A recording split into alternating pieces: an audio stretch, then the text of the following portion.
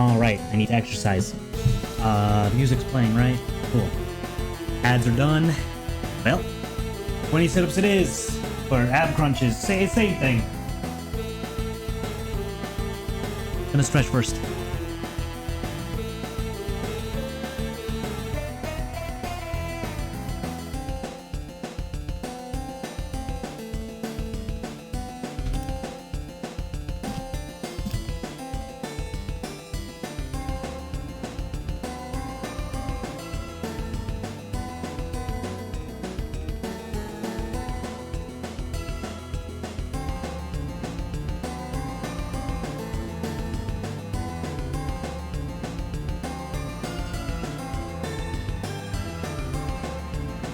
Awesome pics. Great size. Look thick. Tight. Solid. Keep us all posted on your continued progress with any new progress pics or vid clips. Show us what you got, man. Want to see how freaking huge, solid, thick, and tight you can get.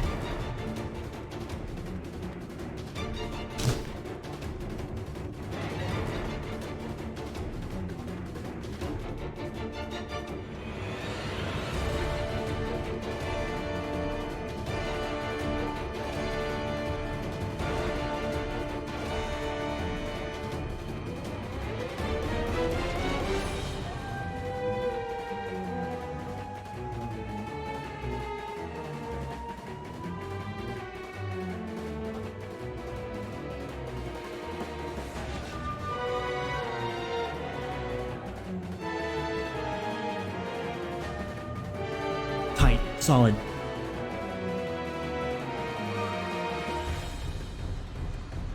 Well, I hope you guys are excited for D&D. I always am. We may not get like crazy viewer turnarounds, but if someone at least tunes in to listen, that's all I want. And plus we get a record of it for our own players to at least watch back some good moments that they enjoyed. Let me check the front door real quick. I appear to have received a package, BRB.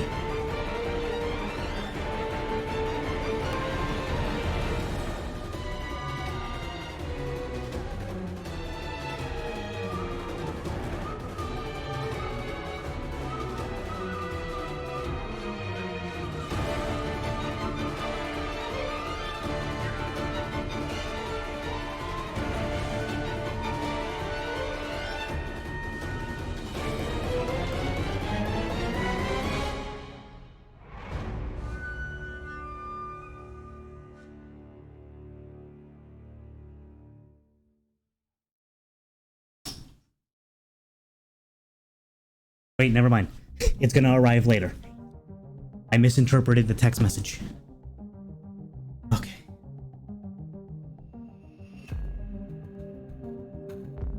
I'm gonna go ahead and get into the voice chat.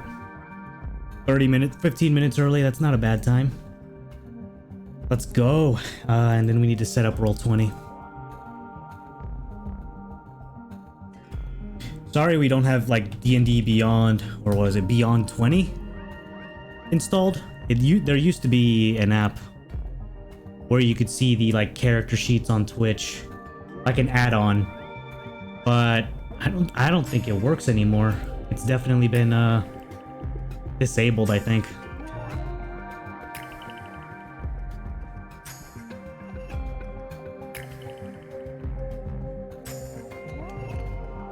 Yeah, I don't even think it's there.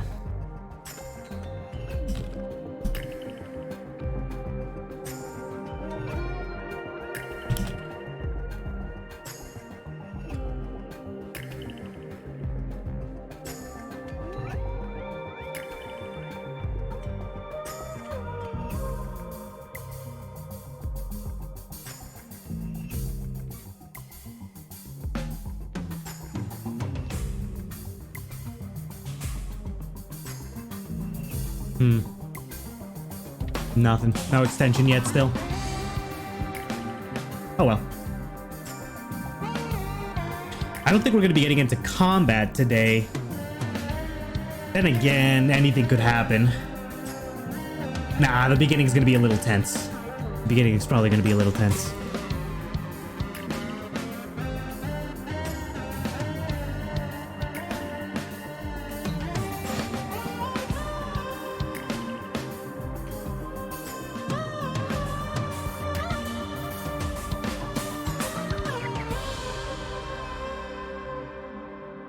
I don't need to open that up.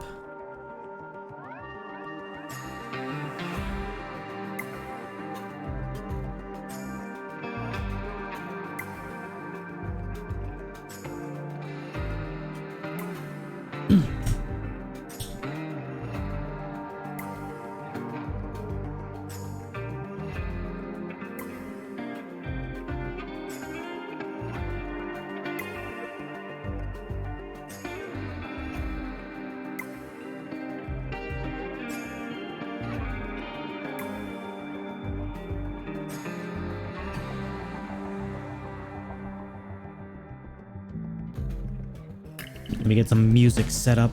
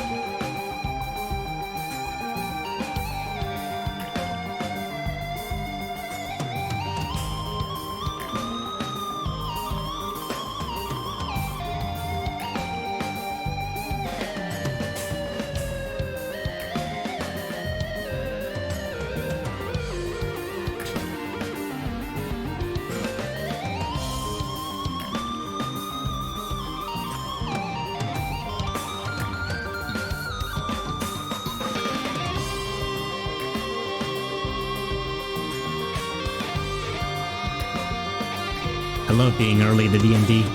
They could just walk into this channel at any time and hear me going crazy talking to myself in there.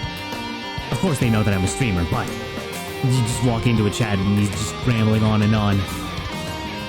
You don't know what's up with him.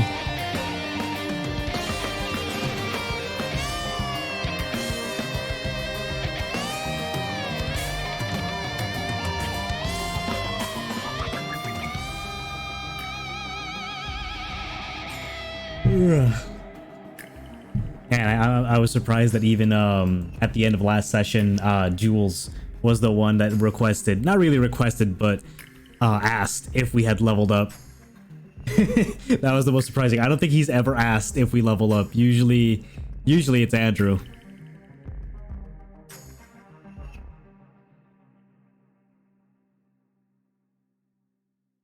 I think everyone's at least asked once. I'm not sure.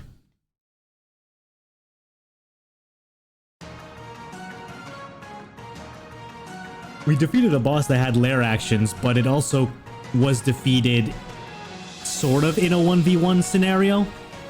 Like, Alan and I helped by either buffing Balasar or throwing a, like, very light attack at the enemy.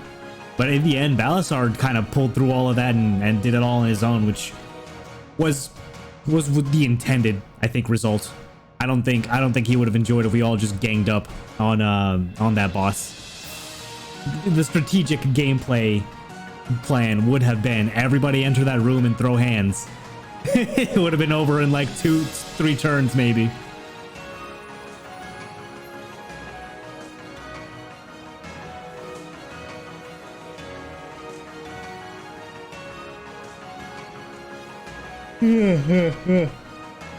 It also made me realize just how high leveled we are since he is a pure fighter. I don't think he's leveled up in any other class. So he's just a pure level 14 fighter. And they get, like, if there's one thing fighters do, it's they get to hit a lot. He's level 13, a level 13 fighter. Yeah, he gets to hit a lot. I'm pretty sure he has 3 multi-attacks, not multi-attack, extra attacks as a level 13 fighter. That's crazy. I want that. I'm playing a fighter and I want extra attack, dude. It's hard. It's hard getting only 1 attack action a turn.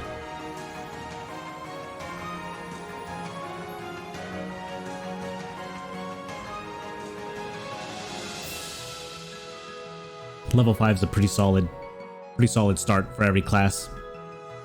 We're almost there for my fighter. If we level up, I don't know what I would do if I would keep going Warlock.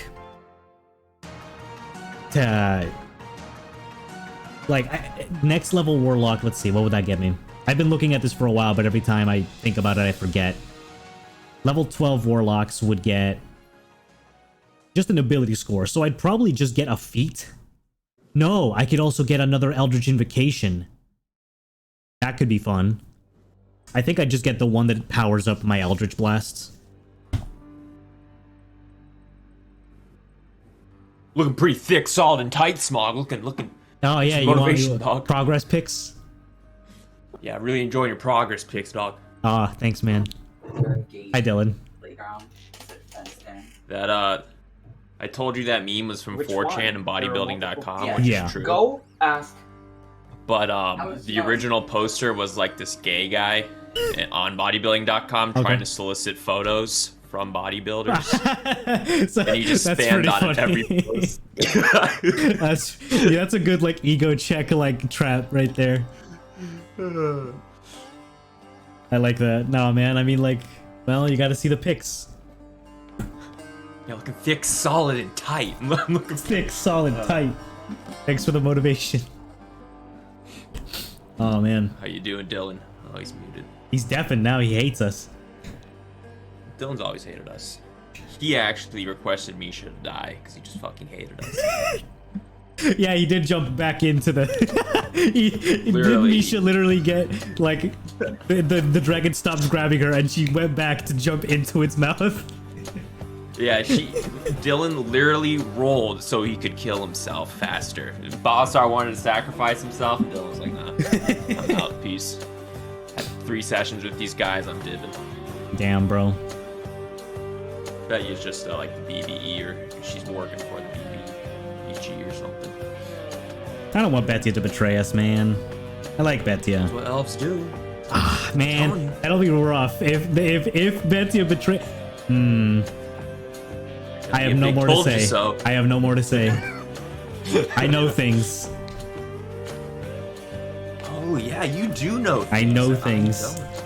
Son of a bitch.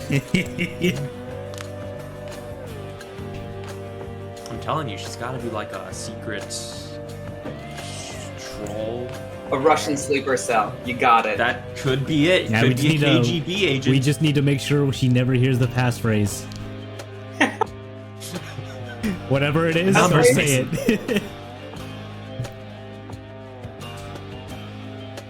The passphrase is Monster Mash. Just gotta kill her off before next Halloween. Oh no, dude. Oh god, she turned to the Jake Skelly man.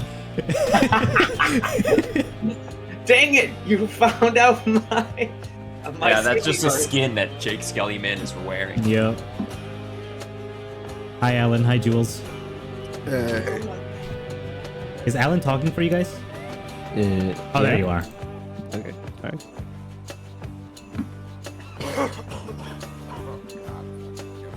Is everyone sick today? Alan has mono. Jules has. My allergies like were kicking my ass, and then last night, me and my friend we bought tickets for Netflix's Joke Festival.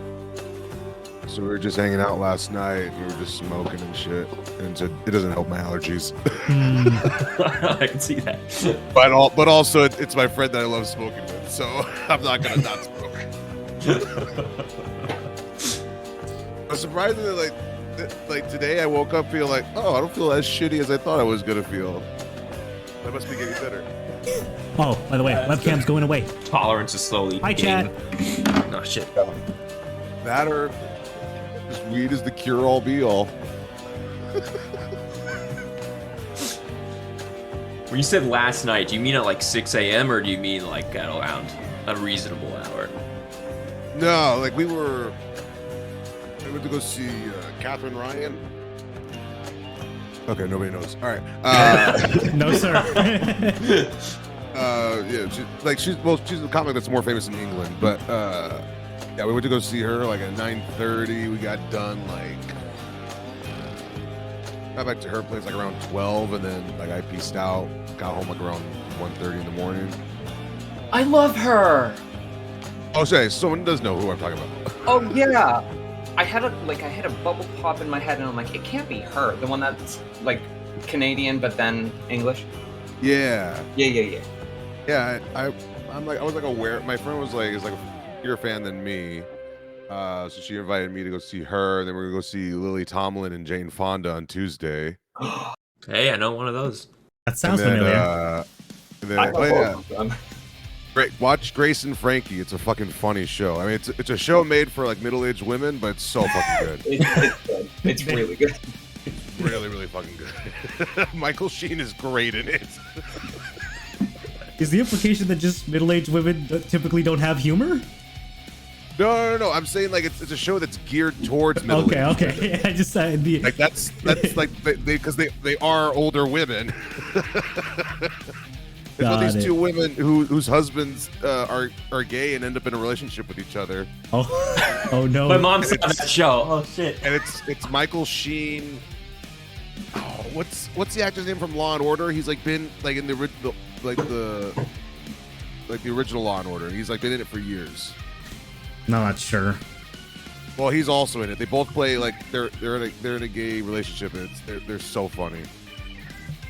Yeah, we're seeing them on Tuesday, and then James Adomian on Wednesday. That one I'm excited for. Dang. Yeah, but yeah, I just got a whole week of just stuff we bought tickets for to go check out. Jam-packed week. Yeah, and then fucking Doctor Strange on Friday. Hell yeah! I might get me my Florida anymore, if that's what you're getting for entertainment. What was that? I don't want to live in Florida anymore. I want to live where you are.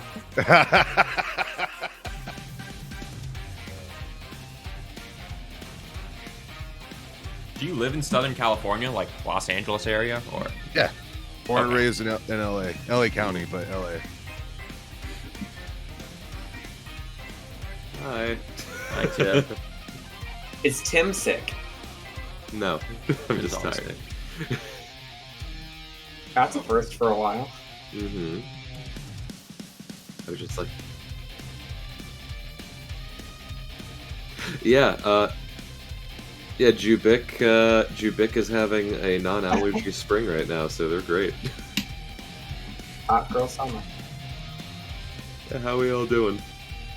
Two of us are sick. Sleep deprived. Smog. Because like, he was yawning his entire stream.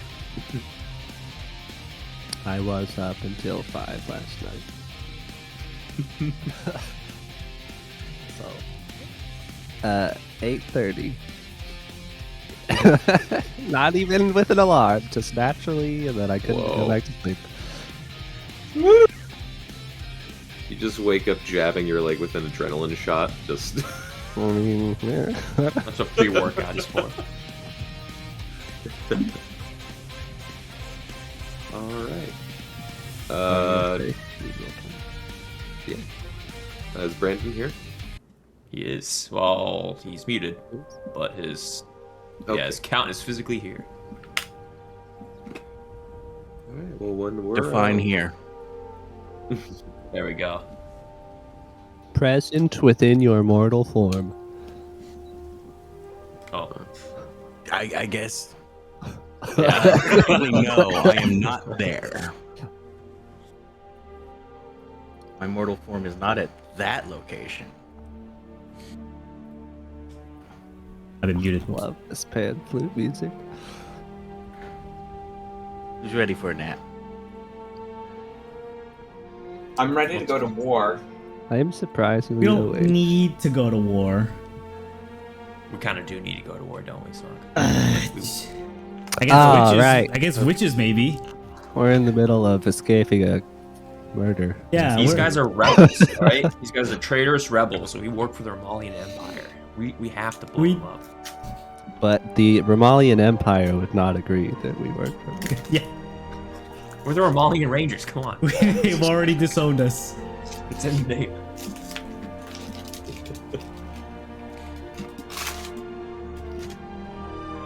Oh, cool. I got refunded $50. Sorry. That's I might- good. Hey! All right. We're going to Fuga de Chao, boys. Alrighty. I don't know. Is that like Buca We all laugh. Is that like Buca de Beppo? It's like that sounds like it would be funny. It's like a fancy place. I've only been once. That's what I figured. It's a Seattle thing. You wouldn't get it. You know? We would not get it. No, so not Buca de Beppo. We can go to Buca de Beppo. It's okay. We have a Buca de Beppo at home. Oh no, he's dying. Yeah, you. All right. If we are a Buca de Beppo already, let's dive right in. Okay, so welcome to session 44. Things happened last session. There were demons invading the Loose Ends Inn. After being summoned by Clyde invoking a trial, you guys fought them off with some surprise that they could fly and tried kidnapping Beya. After being dealt with rather swiftly and quickly, you met up with Santos, who did a bit of a check-in as well as a bit of trade of information as far as what you wanted, what he wanted. There was an agreement made for him to gather some potions that would temporarily change your race for 24 hours for those who did it. And you guys had managed to find the location of Malasar in some sort of Dwarven Revolution camp in retreat. You guys were teleported there by Santos, who brought you to the BBB, the Buried Bullet specifically. You all approached the church-like building that he was staying in and just basically went toe-to-toe right away. Just trimmed the fat off, went right for it. It was a rather contorting battle, with Malasar just making himself almost an abomination practically by the end of it, but he was felled, with Balasar getting the final blow, and then swiftly ripping his head off. Congratulations. And now we find ourselves in a town now screaming with a large adult red dragon roaming the town that was never before seen. Malasar holding the bloodied head of Malasar, and everyone else kind of scrambling a little bit. So, what would you all like to do?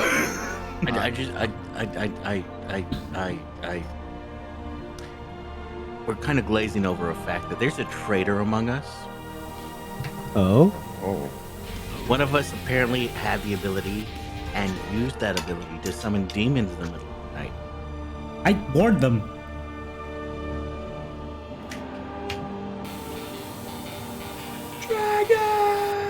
Alright, Clyde begins writing a letter. Stained in blood. I'm just on my knees, just quiet the entire time. I'm like disassociating. Shit. Baldrus will float over next to Balasar and kind of get on one knee and just kind of say like, hey friend, I know there's a lot going on right now, but maybe you can take that with you. And I gesture towards the head, because we gotta go. And you'll see Clyde kneel by the decapitated body, leaving a letter on it. And the letter will say, the Von Gluck sends their regards. Okay, Clyde, just make a sleight of hand check real quick, if you don't mind.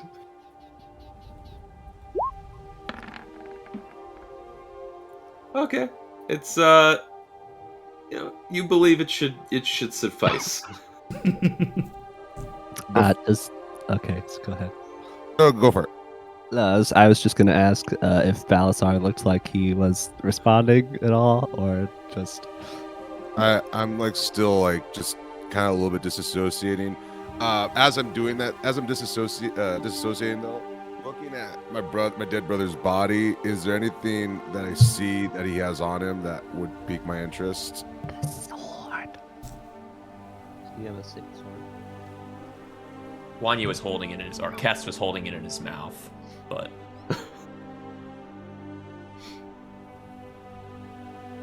I yell up, DM. Cass, get down here. Yep. You need to pick us up. Kess kind of lands, and after trying to give Balasar his sword, Oh wait, Tim, did I see anything on him? As far as like just supply. Supply, like anything that he would have just on him, like that I would just be like, oh, I should take this. You could. I would say in the cast, yeah, you can make a quick investigation check just to see Okay. what he's got on this person. I go to That's fetch good. Betia from their performance. I'm just still disassociating. Yeah. You it's almost like with just bloodied hands, you do less of an investigation and more just rub your bloodied hands over his body. But just coming into the room to see this now. That's Yeah, it's time to go. Aldous, once we're on, think you can turn Dragon Boy invisible? Dragon Boy. technically. Sorry, Dragon Man. You see Kess smile. Not for very long. I had not prepared for long term. We only need about a couple minutes. I could do a couple minutes. All right. What? I Dragon, could do. just flies towards the inn. Hopefully, Santos will get us out. Dragon, you're gonna call me Dragon. I don't want to see I don't want to shout names in case anyone's listening. Lower his wing for you guys to step on like a platform. Then you hear Wanya message you. We might have something. We might have someone pick up Balasar, and Wanya's gonna. Well, he can't gesture because he's cast, but Yeah, if anybody Cass is gonna assists gesture. John, I'll let them like easily I'll help, but I'm still like just disassociating. Maybe like If someone- Clyde and I can like each get under a shoulder, Yes. maybe, and kind of. I'll assist. Anyone know where our tieflin is? Oh, we don't have code names. I'm still just on the other side of the I- wall in the back. Having seen what happened, I'm just pretending to be not part of the situation. Oh boy. Do we see Nasira? Kess is DM? gonna take off. Yeah, So yeah. if we have Nasir or not, Kess is taking off, and he'll try to locate Nasir from the air. Okay. All right. So everyone except Nasira is on board Kest right now. Yep. I think so. Okay. All right. So Kest, you take off. Oh yeah. All right. Okay. So you take off. Nasira, where would you be at this point? Well, let's see. A big fight just happened. Obviously, they didn't need me, but it was going to draw a lot of attention. I kind of tried to blend in to the largest crowd I could find. Oh no. Okay. Okay. So Kest, make a perception check, and Nasira, make a stealth check. Is the dragon invisible by now? It can Wanya be. did not wait. Or Kess did not wait for you to turn him invisible. He is flying. Yeah. So Well, Talon. okay. I'll say. yeah. Yeah. Okay, I guess Baldrus will give Wanye a tap on the back. This is gonna hurt. And cast my only 4th level spell. Which did it show up? No. No. All right. I'm casting this greater invisibility. Oh. Oh my god, it's not fucking. Hold on. Baldrus fiddles with his magical trinkets. Surely it's in here somewhere. Okay, that sounds like it worked. Yes. I cast that. And Okay. it says that anything that the target is wearing or carrying is also invisible, which is us, I guess. So we got a minute. Okay. We all reach out of the dragon to pick up Nasira, and she becomes invisible too, or we try to. I'll say, Kest, you lean over, and before becoming invisible with everyone else, you look over at the crowd. You are not able to spot which person is Nasira. You are missing one passenger. Uh-oh. I could solve this very quickly as you see his chest kind of lighting glow. these people on fire. Orange. And it rescinds a little bit, and smoke disappointingly comes out of his nostrils. Alright. Are you ascending? Oh, yeah, I'm ascending vertically up. Okay, so Kess Airlines begins ascending as the crowd goes, "Oh God, where's the gun? Oh God, here it comes!" Before becoming invisible, and then there's a long pause. "Oh my God, it turns invisible!" Retreat is now panicked, imagining now that they are under attack by an invisible red dragon. Should we just fly away? Yeah, just, you know what? Fly out of town. Fly out of town. Already on it. All right, Going through clouds.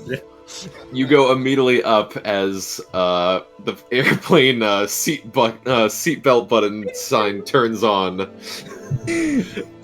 Nice. What's the crowd doing right now? Oh, they're panicking. Are they running around? Absolutely, and you notice that there is a large number of guards beginning to assemble, and you notice that they have catapults here. Oh shit. Okay. Wait, what? Yeah, the town found it after a dragon killer. How many catapults are we talking? We're talking at least 3.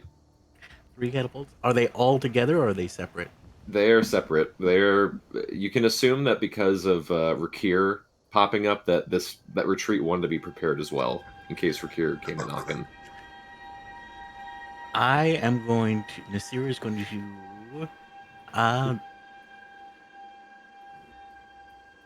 circle around one of those, just to see how well guarded it is. I'm gonna just, as a DM, just please be quick and easy on this. We're not making this a whole thing.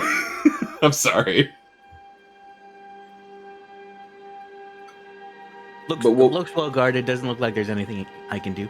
I am going to try and go back to where we came from, where our good friend... And I am so tired, I can't remember anything on the name that we're at, or our good friend... Santas? Yes, Santas, thank Yes. you. So I'm going to try and go back to where Santas is.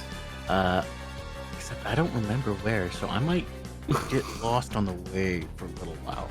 All right, make an intelligence check, Nasira.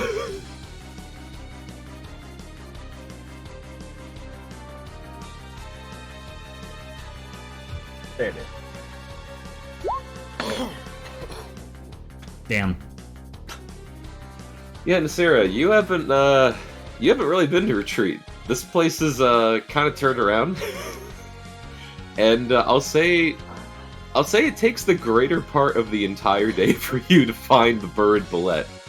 But you get a great while amidst the panic and military reeling up and getting everything prepared. You get a lovely personal tour of the town and get to check it out.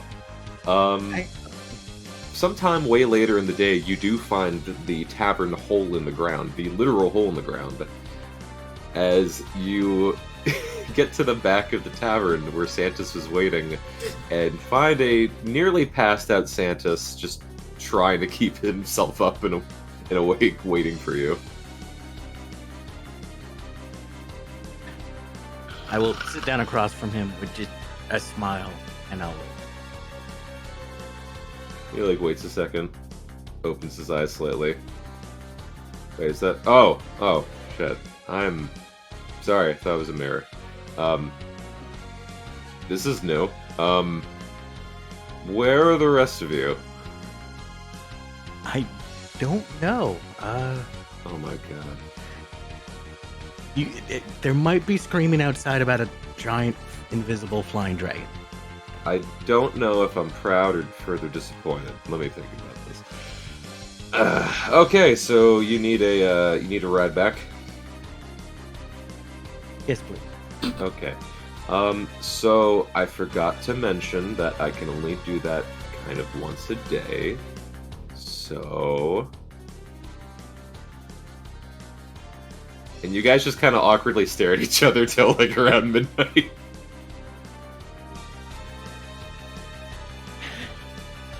Sounds like a plan. Yeah.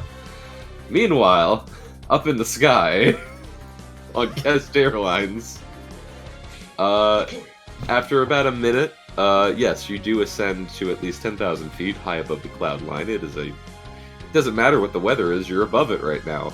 But yes, you guys are fine and away from custody at the current moment. Oh, looks like we're flying back to the inn. We've reached cruising altitude. You see Cass kind of smile. Baldrus unbuckles his seatbelt. Great.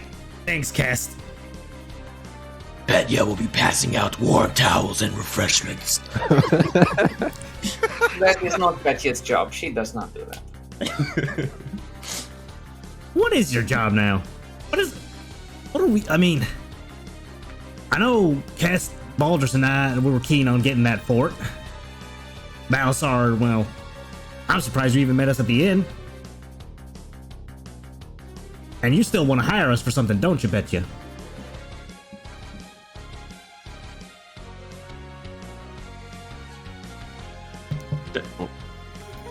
Yes. And what would that be? How do you even know about us to begin with? You are infamous around region. But why take interest? Because you are infamous. I think we're like the only interesting thing that's happened in the last 100 years, Clyde. Are you? There's plenty other criminals and shit going on in the town that doesn't involve us, right?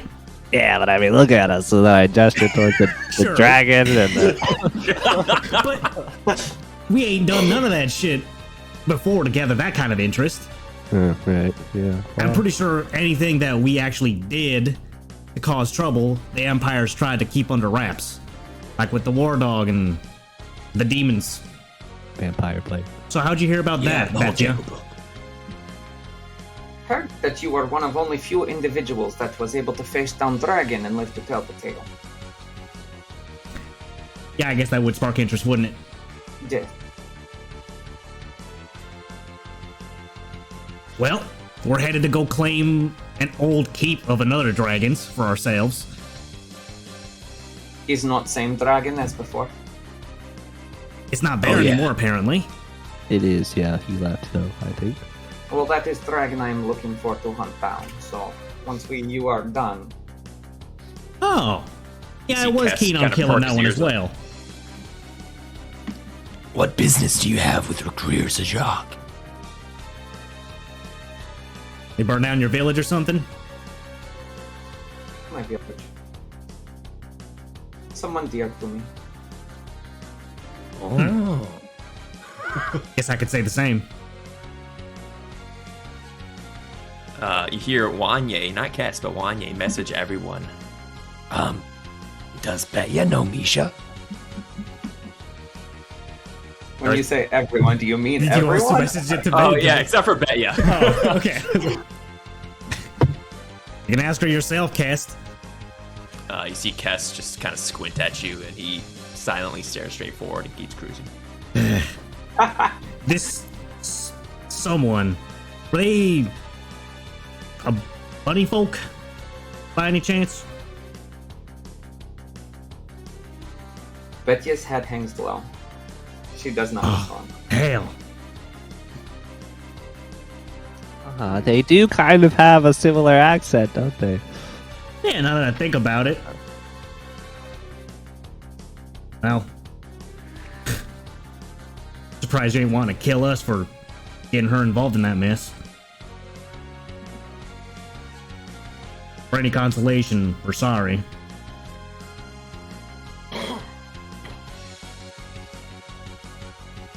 What did Misha's token look like? Did it have a mask on too? No. The profile picture that Dylan sent me was that of like a gray-haired anime girl. Okay. That's my headcanon. So about this whole Nasira incident.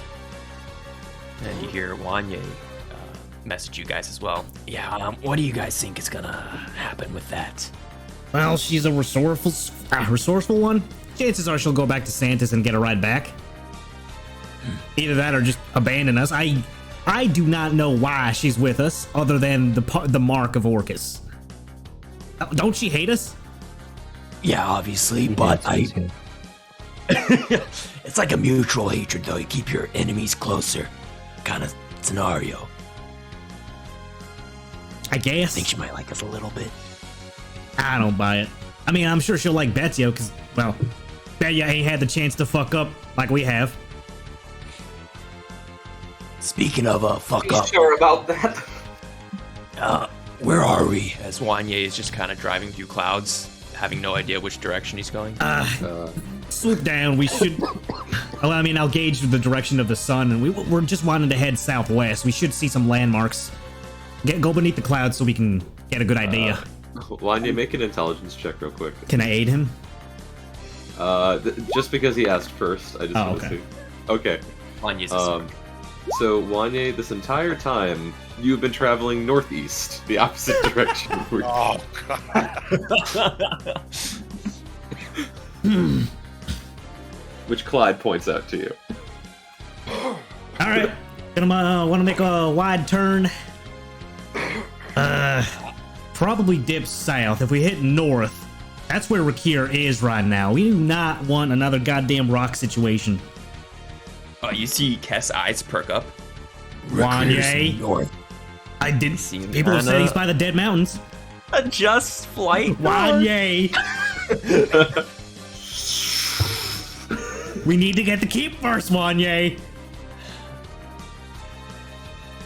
Wanye looks back at the rest of the group. What do they look like? Do they look like they want to go to the keep, or do they look like they want to fight a fucking dragon? Baldrus is just lazily lounging. Waiting for the hot towels.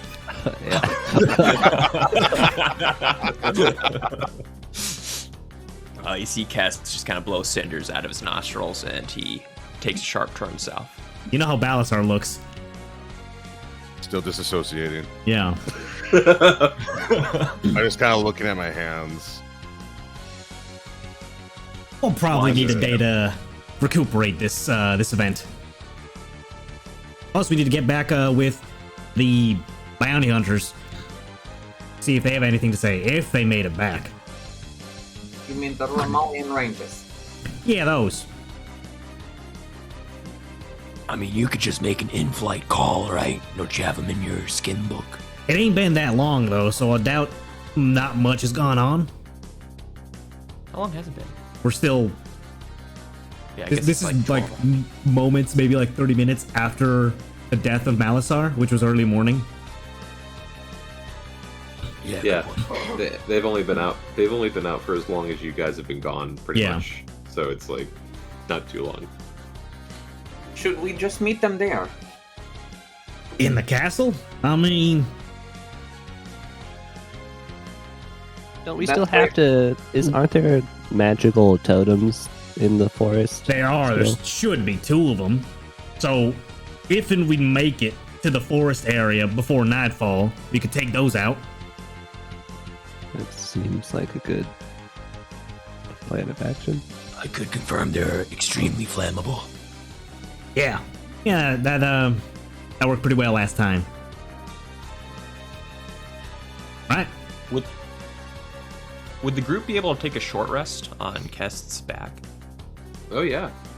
Oh, cool. In fact, yeah. Alrighty. If nothing like halts us, I will take a short rest. Okay. The airplane buckle sign goes back on as you experience a little turbulence along the way.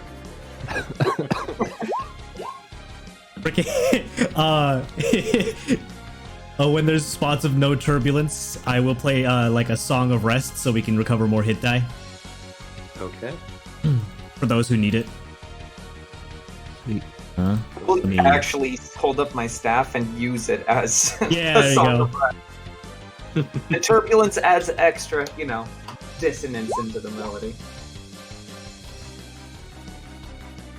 So whoever needs to recover hit points can roll an extra 1d6.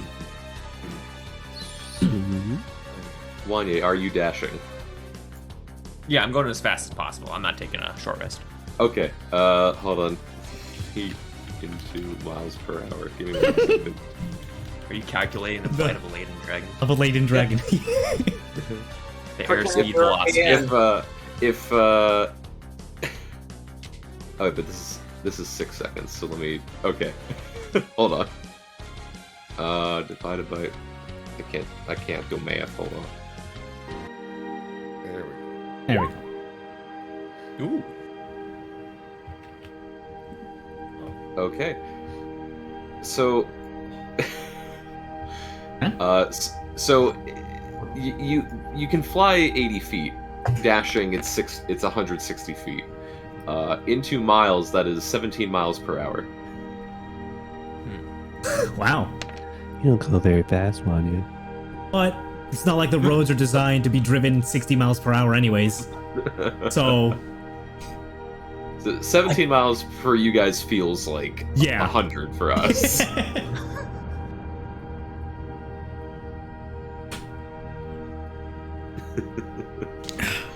So yeah, you guys start traveling. Kest, you are in control of the plane. Where would you like us to take the party? I'm gonna head southwest. I'm gonna try to go towards Fort Worth or gauge the direction. Okay. All right. So I'll say over the course of it takes around maybe 3 or 4 hours to finally reach there, which is you have this mind-blowing feeling of you've walked this route before and Yeah. it took several days. holy shit. It's weird to see the entire beginning of your campaign flash before your very eyes in a matter of like a few hours. But yes, at some point you do manage to get high above into the sky, and you do see Fort Worth and the forest. Maybe not directly below you, but within reaching sight. Can I recall if when I used True Sight last time, it legitimately helped find the totems better? Or Yes. yeah. It did help light it up to a certain degree, but to be fair, you were lower towards the ground. You weren't this high up. Okay. Oh shit, we're coming up on it pretty fast. Damn right we are. As you see Cass start to descend, you see his landing gear or his little legs kind of deploy. All right, we can do the same trick. See into the ethereal. Hope to find some more of those totems, and we do some flybys. You see Cass turn around and he nods his giant head at you. Well, all right. Sounds of gross goop forming on Clyde's eyes, casting True See. Ugh. There we go. Oh god, this is like the greatest high. Now you do descend from 10,000 feet to at least or at most 120 feet, so it is quite a drop. Oh yeah, our ears pop like crazy. Yeah. But yeah, you guys do manage to go down, and it lasts for an hour, so you can do several sweeps of the forest. I'll say make 3 perception checks, Clyde. Okay. Would I be able to hit myself with guidance for each of these? Or for at least one of them? For at least one of them, yeah. Okay. Perception. 14. 18. I'm not gonna guidance that. Okay. It's you do a couple sweeps around the entire woods. You know where the first one was that you destroyed, so you already know it's not going to be over there. Yep. You do take 2 more sweep. You do take a couple sweeps. One, you tried like the northern region of the forest, and you look around there. There might be something there, but you're not able to see it. Hard as you might look, Nothing popped up when you were looking with your vision. And then when you went towards the south and southwest area, kind of towards where Fort Worth is, you did notice somewhere farther along in the back end of the swamps, you did notice a totem or another pyre, which you do remember seeing moments before Rakir had showed up. Yep, that's what I thought. Oh, looks like Rakir had one of those near his cave. Might want to check it out. Wonder if he had some sort of deal with the witches. Kess kind of angles himself towards it. Do we see Kryn from here at all? Or You've probably passed it by now. I'll say that there are moments. I love the GIF I just saw, Dylan. There are moments that you could fly by Kryn, and as far as what you can see, this is no longer a village. Like one of the trees has been completely ripped down. A few of the rope bridges are remaining. Some of them have been pulled to the ground. The houses have been ransacked. There's no one, at least as far as what you can tell from up here, there's no one living in this village anymore. It's free real estate. It is free real estate, technically.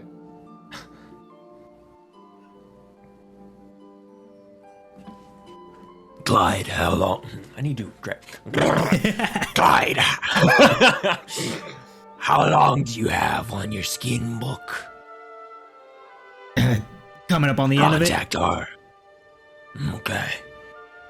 You see Kess he's gonna try to go as fast as possible, soar right above the tree line, and head exactly towards Fort Worth.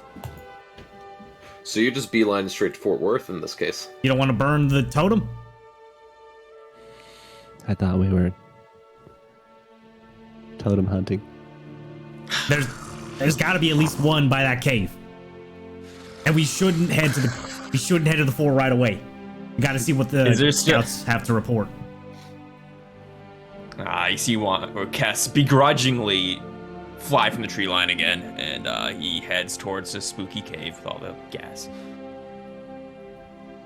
Okay, so you're heading towards like where the pyre was? Yeah. Yeah, totem hunting. Okay. Let me see real quick.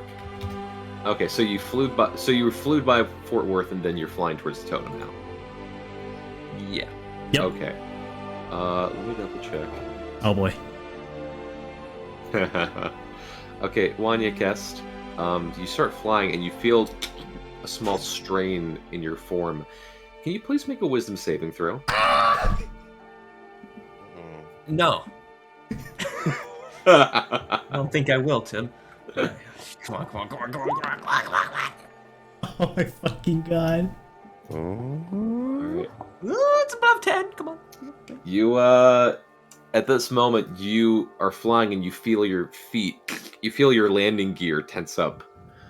And you also Does Paul just notice anything weird happening while this is going on? Oh, you all notice this very quickly. And Wanya, you know this feeling too well because you've cast this on other people. Someone has cast Hold Monster on you.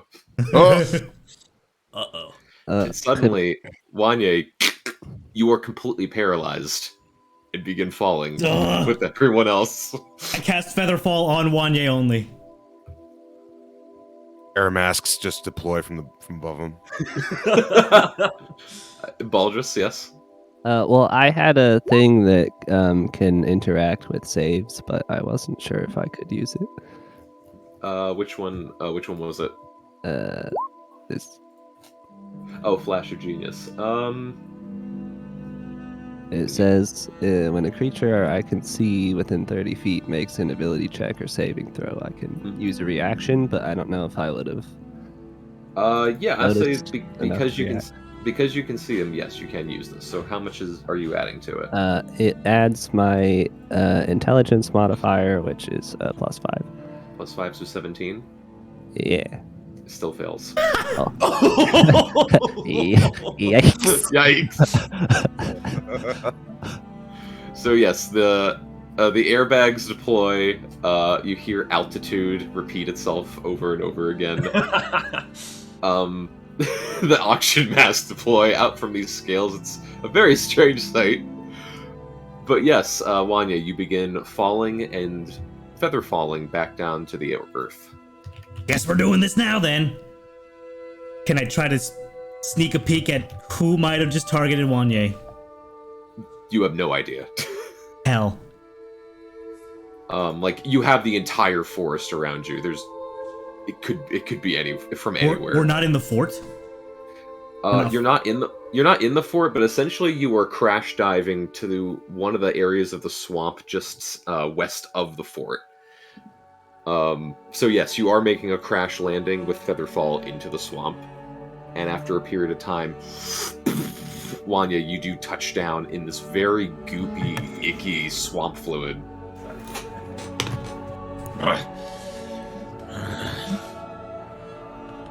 What the hell's that? Somebody saw us, I guess. What are we closer to right now? The pyre or the fort? I'd say you are slightly closer to the fort than the pyre at the current time. Balasar's still dissociating, but where are we exactly? Like on the far right side of that. Big swamp. See. Do you see the map? Which map? I linked it in session chat. It's click the link I sent. Oh. Yeah, let me open that up. Oh, okay. So yeah, there we go. All right, Oh, we're kind of close to that We're in, camp. like, aren't we? we're gray like area? here west of Fort Worth-ish. Like right on the black swampy Yep. area. Yep. Okay. Gotcha. Alrighty. So yeah, you guys are just basically like kind of in a little bit of like tar and sludge and slime at the current moment. You're slightly closer from Fort Worth, but the pyre is still within grasp. I say we double down to hit that pyre, get some revenge. It seems to hurt them if they're broken. And we just head to the fort. I'll message the other team to see how they've been doing. I will start to cast Sending. I assume they're still on me, right? Yeah. Okay. Yeah, Kess is gonna take off and try to find that pyre. Okay. So Clyde cast sending, and who are you messaging to again? Just to be clear.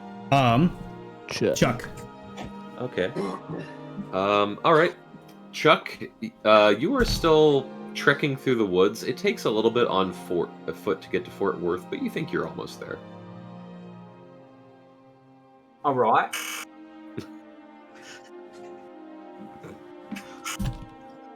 Hold on, I've got a message coming in from far away. Hold on, I've got to work on a signal. Status report. Okay, later.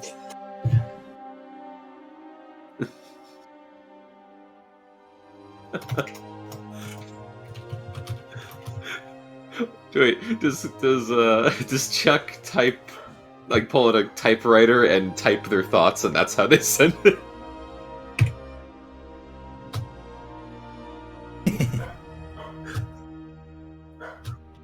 Oh my god.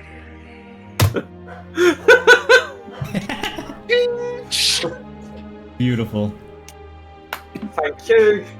I like how he types also in an accent. Oh, of course. That's how I'd hear it. That's how I'd hear it anyways. All right. Almost there I am. Just got a little bit to go. Ain't nothing yet. Clyde, you got like a little paper slip jet out from your mouth. All right. Uh-huh. They ain't even made it to the fort yet. Should we even tell them to keep going? How much are you paying them? 20 now. 20. Alright.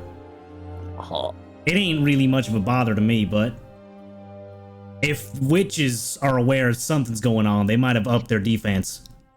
Yeah, I don't know if they would. I mean, I think they should definitely wait for us if that's possible. Tell them to hold out near an entrance. I mean, it ain't so good to be camping out in the forests. Will be fast enough. As Cass tries to locate this. Yeah, let's keep looking. And also keeping his eyes out for a dragon horde. All right, I'll write back. I'll write the message while you guys do that.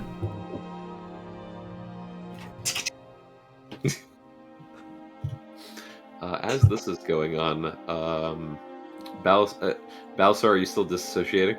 Yeah, I'm basically just laying down in the mud, face down. Oh, No, not face down.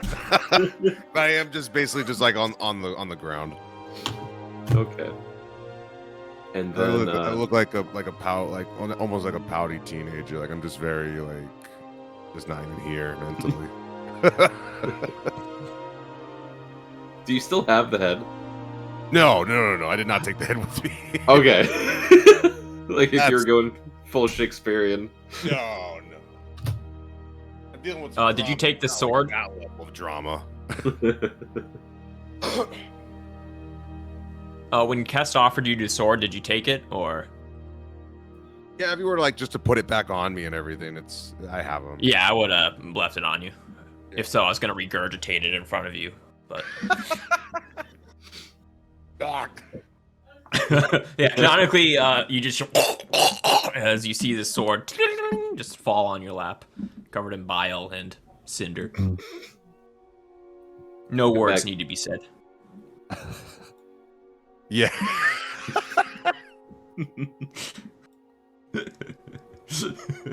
Damn. What does a swamp look like, DM? From inside the swamp. From inside the swamp, it there is this foul odor that kind of hits all of your nostrils and burns away some of the hair. It's just this. It's like a dark pudding practically. It's black, brown, and slight bits of purple. The trees here, it's kind of like what we're seeing on screen without the castle in it, and more just sort of swamp texture to it. There's a lot of dead trees. There's a couple crows and ravens. The stench of the swamp and bog is actually creating like a sort of fog and mist blocking out the sky a little bit. It's very samey and very boring to kind of stare at. There's no real variation other than it's a swamp and there's dead things around. And would we know about that Romalian camp that's kind of close by? You would remember, yeah. Okay. If you come up to the keep, stay hidden outside. We'll be there later today. Expect a red dragon. That's us.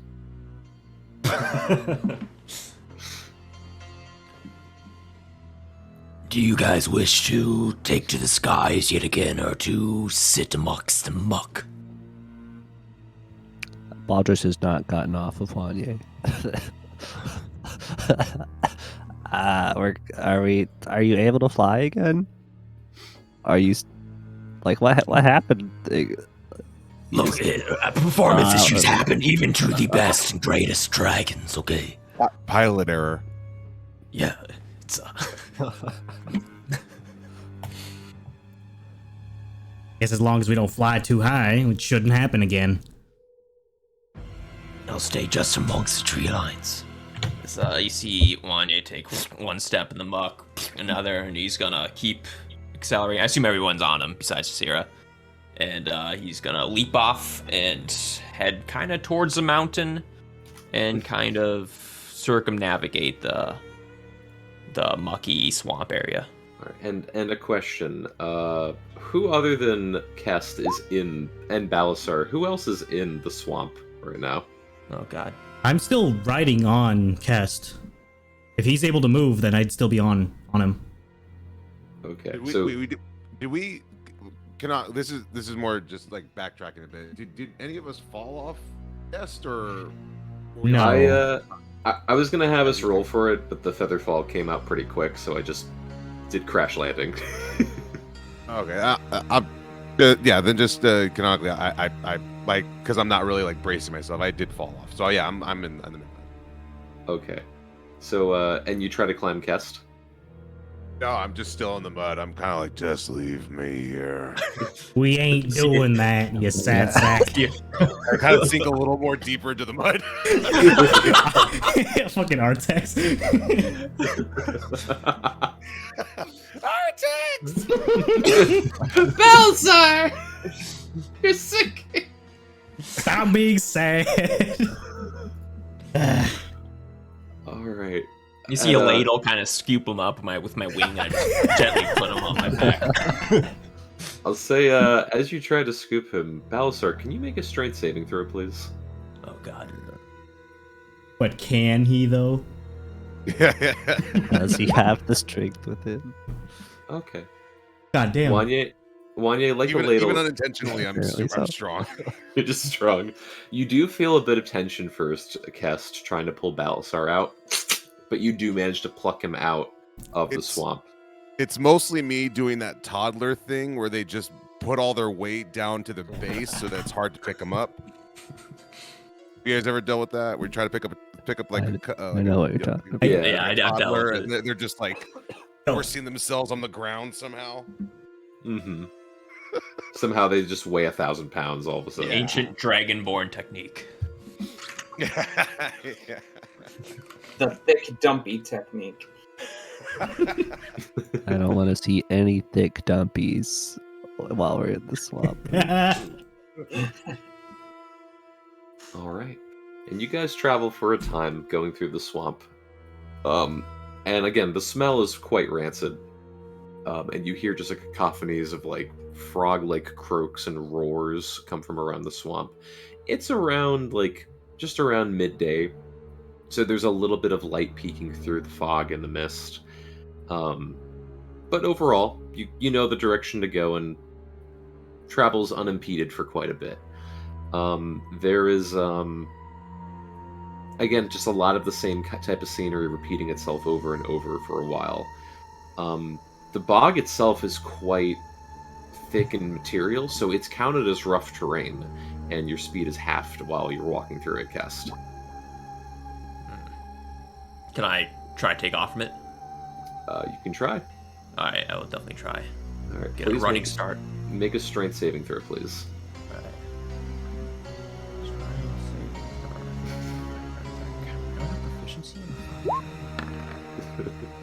Man. Okay. You try taking off, and the wings start flapping for a bit. Before this turn, you not only feel the weight of the swamp prevent you from taking off this round, but you literally feel the swamp itself grab at your limbs and try pulling you down. Everyone from the back, including Kess, would see this as well. You all hear this sort of snake-like movement. Not slithering, you don't hear hissing, but you feel the snake-like movement as out from the swamp, you see these twigs and leaves and vines begin contorting and wrapping around Wanye's legs. Might want to get rid of that. Wanya's gonna start biting at it with his maw. So first things first, Wanya, you are going to take some damage. You take... you take 4 piercing damage as the vines that have wrapped around all your legs with thorns and all just start tearing like barbed wire into you.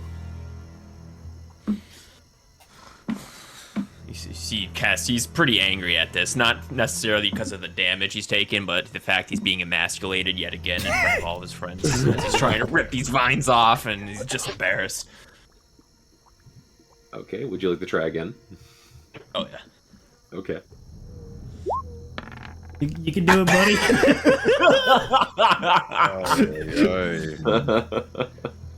Baltus, you might want to give him a helping hand. I want to say... Can we get out and push? I want to say young Red Dragon... I believe monsters still have proficiencies. Yeah, I just don't have it in strength saving throw. I have Dex, Con, Wisdom, and Charisma. Oh, okay. Gotcha. Okay. So yeah, so the vines begin wrapping higher and higher and contort, and not only just grab onto you more, but you begin to sink slowly but surely. You now take 10 points of piercing damage. Hey, is this one of those things where, like, when you struggle more, you just get more Everything is suffering under than you. control. Baldrus. As you see, come once on, again, he's try just harder, like Cass. scraping his way through this. He's trying to like scrape his way out of the mud, using his tail as leverage. Do I feel like there's a bottom? From what you can tell at the moment, it's almost as if there. From what you can tell, you don't think that there might be a bottom.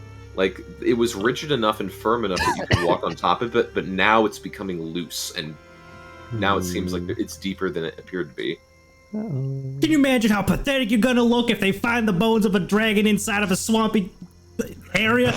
Quit joking around and pull yourself out of there.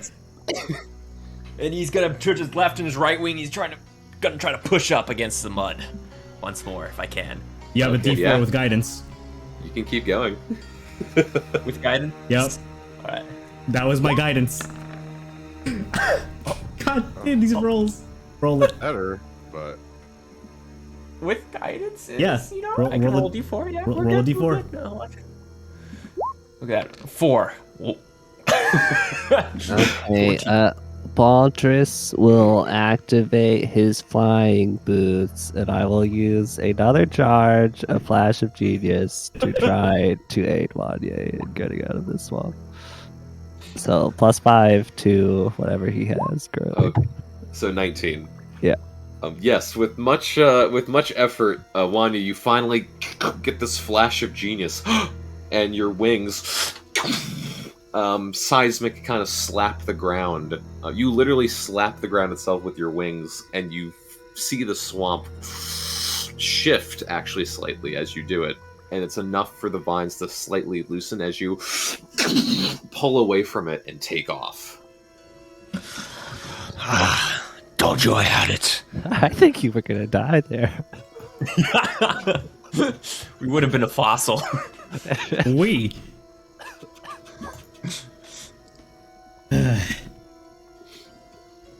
Now Kess is just gonna navigate, and he's gonna wipe off all the mud with his tail. You guys might get a hit in the back of your head when he's trying to clean the rest of his magnificent red body, and he's going to geolocate this here totem.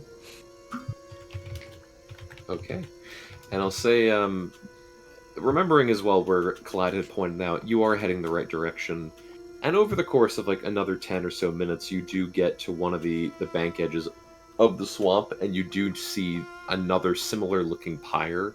Though the first one looked more of like twigs and trees and almost like some sort of crucifixion looking statue. This one looks different. This one actually has a series of sea vines and barnacles and bits of coral ebbed and pushed into the side of it.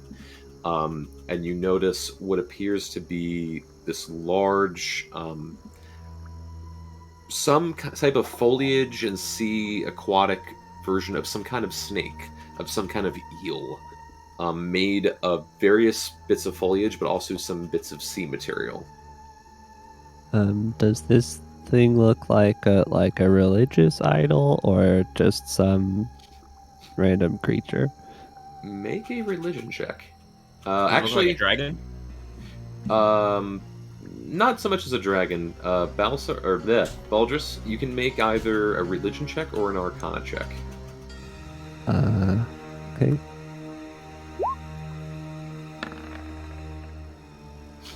23. Okay. So, being as far as this specific statue appears, it doesn't seem to be in reference to any sort of deity in essence. Witches themselves are quite crafty with certain magics, which are just arcane and old magic. Basically, just an old magic being this type of resource and material that just you have to do some of the you either have to do some of the most vile or most heroic things to get access to old magic, and witches for whatever reason just can do it much more easier than most. This statue, however, it seems like it's hard to place your finger on it. There is some sort of religious significance to it. It's not so much as like who or what the statue is of, more so what it's connected to. But you can't. But despite your knowledge on it, you could assume maybe Orcus, maybe something else. There is obviously some religious undertone with these statues. Okay. How many of them are there? Other than the one that you there were 3 total from what you remember. Okay, so I thought there might have been more when you said statues. Well, it sure looks flammable. And you see Wanya's or Kest's neck billow with red soot and ash start falling out of his maw, and a giant stream of light just engulfs Sea Totem. Okay. And as you roll your fire breath, why not? 64. Okay. Similar to the last last pyre, you just lay out this massive horizontal column of fire that just incinerates this thing. And as it begins cracking apart, you notice the statue itself, not so much as the base, but the statue begin peeling backward as the sea foam and ooze begins seeping out of it. And the expression on the statue almost appears to change to more of a grimace or sadness. You're not sure if it's just how it's melting apart or if it has some sentience to it.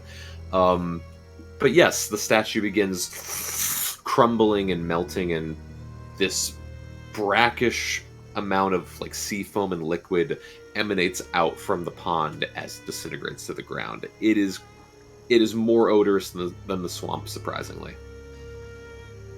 There's no empathy on Kest's face, but you see him kind of cock his head like a curious dog when the face felt pain. You guys saw that, right? So you destroy the thing? Sort of bubbled up. Smells terrible. Kest kind of blinks a little bit, and What did you see? Nothing. and he's gonna make his way towards the next You totem. sure? At this point, there's no point in hiding things between any of us. If you saw something and it's gonna help, let us know. The wings are flapping right now, and his head is straight forward.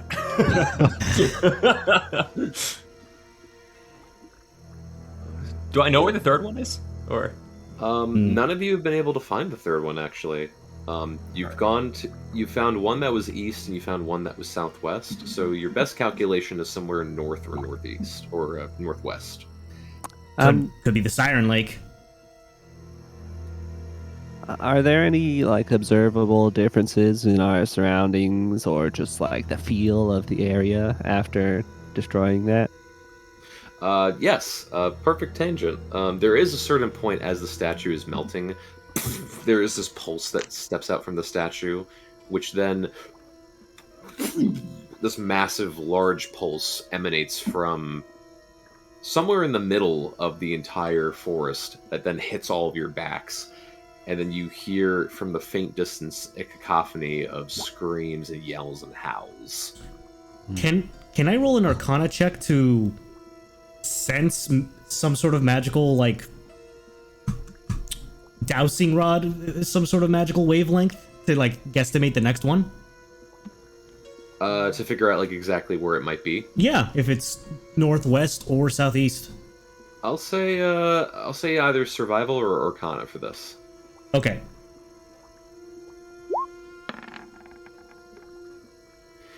It's you can get a obvious general idea of where it could be.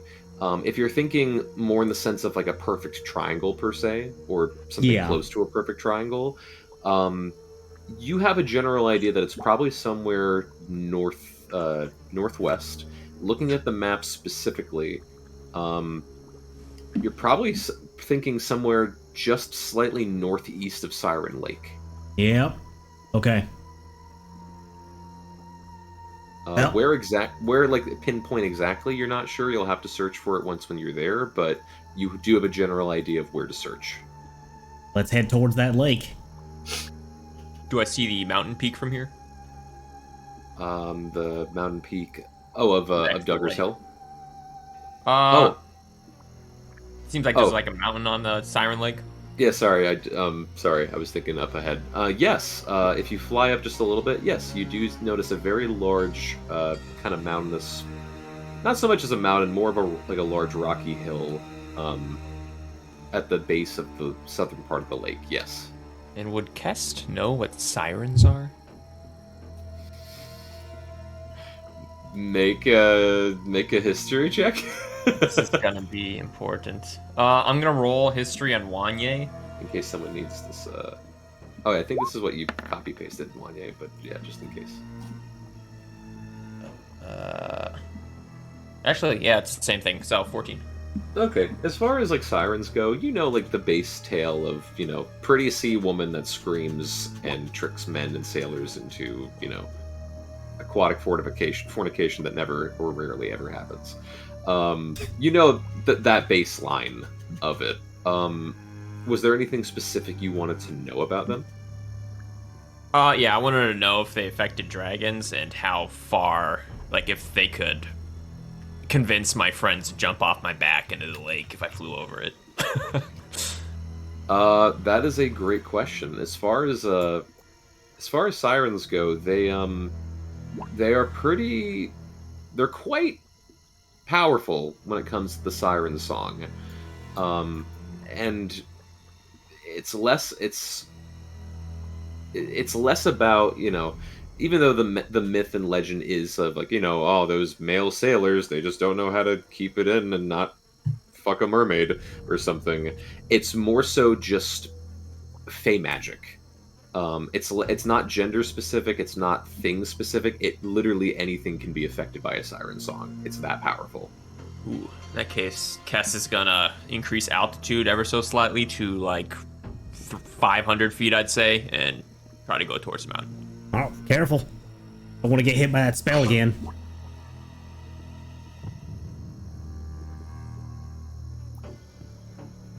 There we go.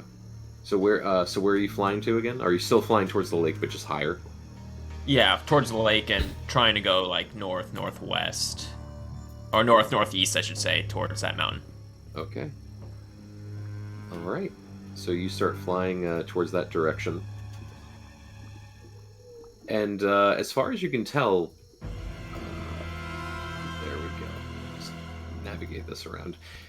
Flying towards that section, it's quite weird to fly towards like this lake that you never really got to see before.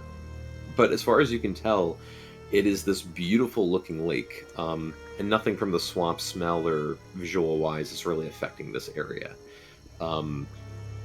It's almost an ocean blue lake. That's a strange thing. It's not like a contained lake within the land. It almost looks like it's a part of the ocean, but in the forest. There's this very large rock, which, just from a glance, it looks like a wonderful vacation spot, if it was available as a vacation spot.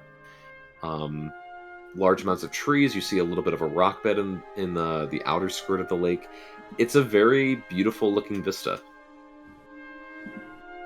Would like an ocean-like lake in the middle of forest, does that resonate with any draconic history Kess would know? As far as like a dragon's lair? As far as a dragon's lair, I'll say make a history check, but not an advantage. Okay.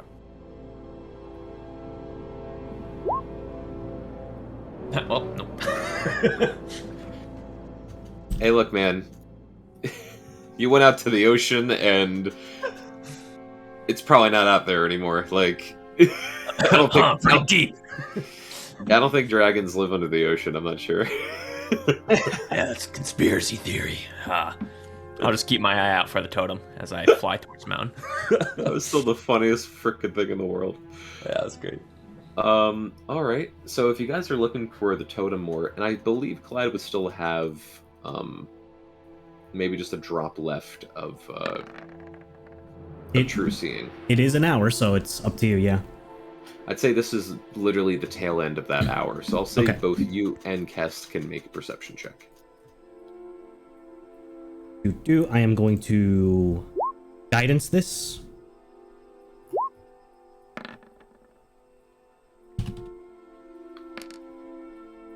$15. 15. All right, this one, as you guys have been looking at, this one's rather tricky to try and find. You guys spend a period of time looking over the forest, over and over and over again. You do notice a flurry of activity. Although it's only noon, it's not like a swarm of vargals or anything, because they only come out at night. But you do notice some creatures, some of the hobs, the large frog creatures that you notice, or the banderhobs. Yep. You do notice a few of them wandering through the woods, as well as some other fast darting creatures on like 4 legs of some sort. As far as the actual pyre itself, you're not sure where it is. Try as you might, it has not been visible above ground yet. Kess is gonna... Are we still near the mountain peak? Near Siren Lake? The rock. But still high up, correct? correct? The rock. Yeah, I was gonna perch on it and see if I can get a closer look. Okay. So yeah, I'll say after the amount of searching and guessing, you're not able to see anything in the forest itself, but yes, you do perch yourself atop this large rock in front of the lake, and try to scope out also from here. No signs of a pyre, and no activity in this specific area by the lake. Y'all reckon this thing might be somewhere underground? Or In the lake. in the lake, yeah. Oh boy. I can boil the water with my breath, Clyde. I can swim in and I wouldn't drown, but I'm not sure about things attacking me. Or I could boil the water with my breath, Clyde. I understand the concept of boiling water. Not sure if we want to do that yet. I mean, like, how large is this lake? I assume It's Yeah. it's massive. It's probably at least just a little bit, as far as the actual like surface level of the lake itself. It's larger than the entire perimeter of Fort Worth. Hey Wanya, how well can you swim? Oh, does Kess know how well he can swim as a dragon? I'm a Yeah. dragon, Clyde, wonderfully. You unfortunately haven't had the chance to try. Ever felt like being a water-breathing dragon on top of a fire-breathing one? You know, my ancestors actually lived amongst the beaches, the bronze dragons of... Yeah, okay. What about everyone else? I can help you all breathe in there if we want to check it out. Kess is There silent is laughter. a possibility that I will turn into dust upon Right, I keep entering. forgetting that. You're I in the don't suit of armor. I don't know. really see your fangs every time, but Right. shit. Well, I mean, maybe it'll be fine, but if it's not, well, Yeah. I'll see you guys later. What if your suit is completely airtight? You don't need to breathe, right? I don't. Wait, I But- wouldn't even have to cast a spell on you. Yeah, no, that's... It's more the physical contact, I think, that is. I'm like a piece of bread. When you get dropped in the water, I just disintegrate into. Clyde starts laughing for a little bit, then stops.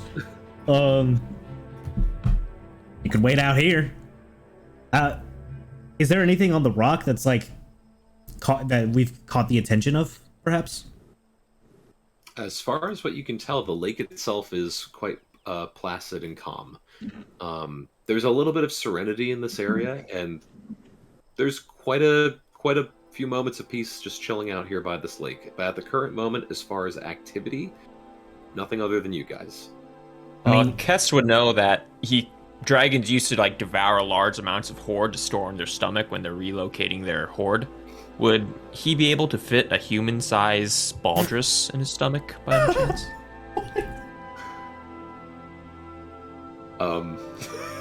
Just like a quick swallow, just like a.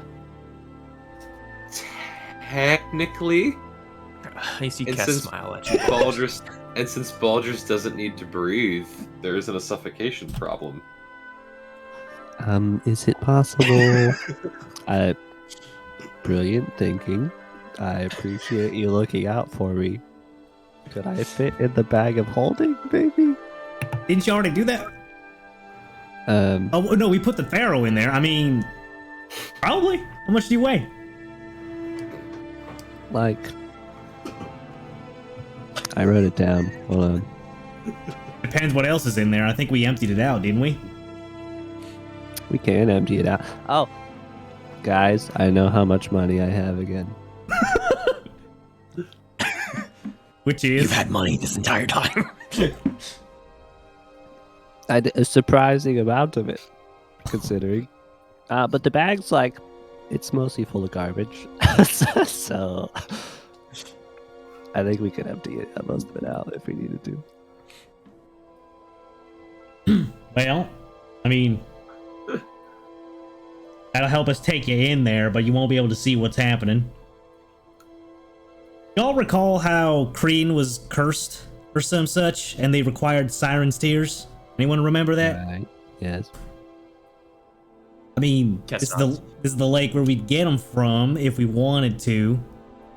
So I'm guessing, I don't know if the sirens are gonna be too keen of us intruding. I mean, I could just go stick a hand in the water and see if I could. But I mean, do you think we're gonna have major problems with fish people, Clyde? I don't know if they're inherently vicious against us. Just being cautious is all. Perhaps they're scatter when a large dragon walks amongst your shores. Perhaps See they Cass might. just start trudging down from the giant boulder towards the shore of the lake. Yeah, let's see what happens when we get to the edge. Okay. As you guys walk towards the edge, miles north in retreat. Very long. Meanwhile, Nasira, you were having a very, very long conversation with Santas. He's just like, have you ever seen a pit fiend ever play like a sport before? It's terrifying. Especially the sports that are not meant for pit fiends, you know. It's just, you know.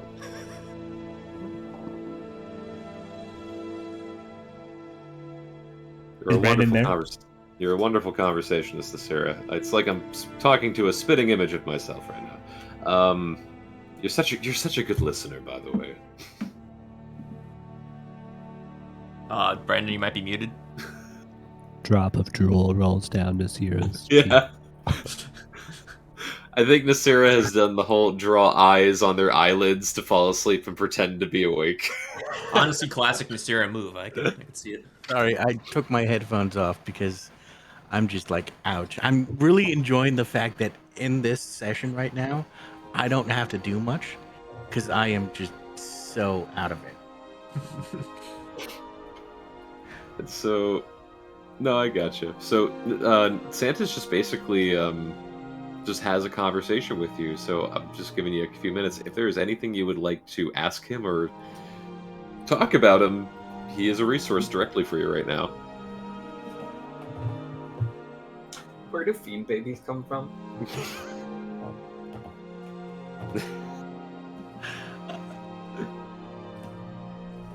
Brain, please work. Questions.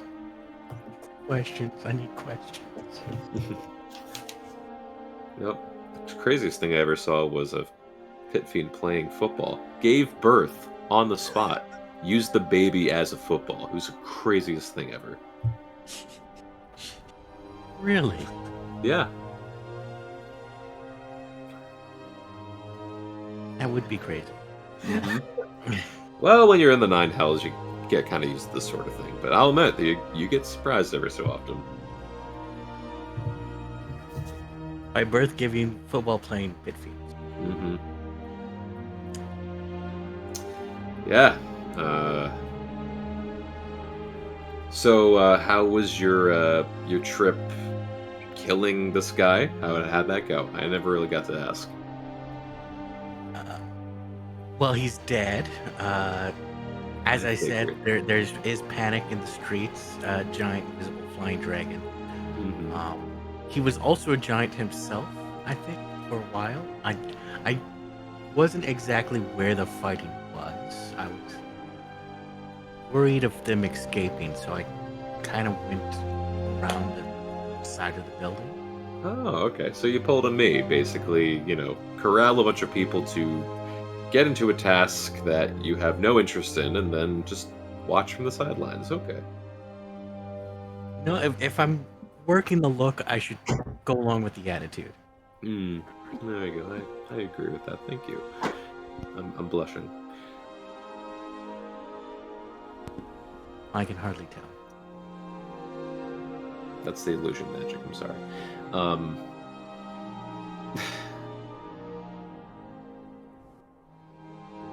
It's just like more long silence of just like. So, do you like vampires? Like, how do you feel Baldur's being a vampire and stuff? I never really knew him before he became a vampire. This is like really the only Baldrus I know. Okay. Baldrus sneezes as we're walking to the lake. Actually, that might be a lie. I think I met him as a bag of bones. Bag of bones. Did were you the cause of that, or were you like? Actually, I never found out. How did he become a vampire? If you know, I have no idea, actually. he just boned out. Just bam, bones. When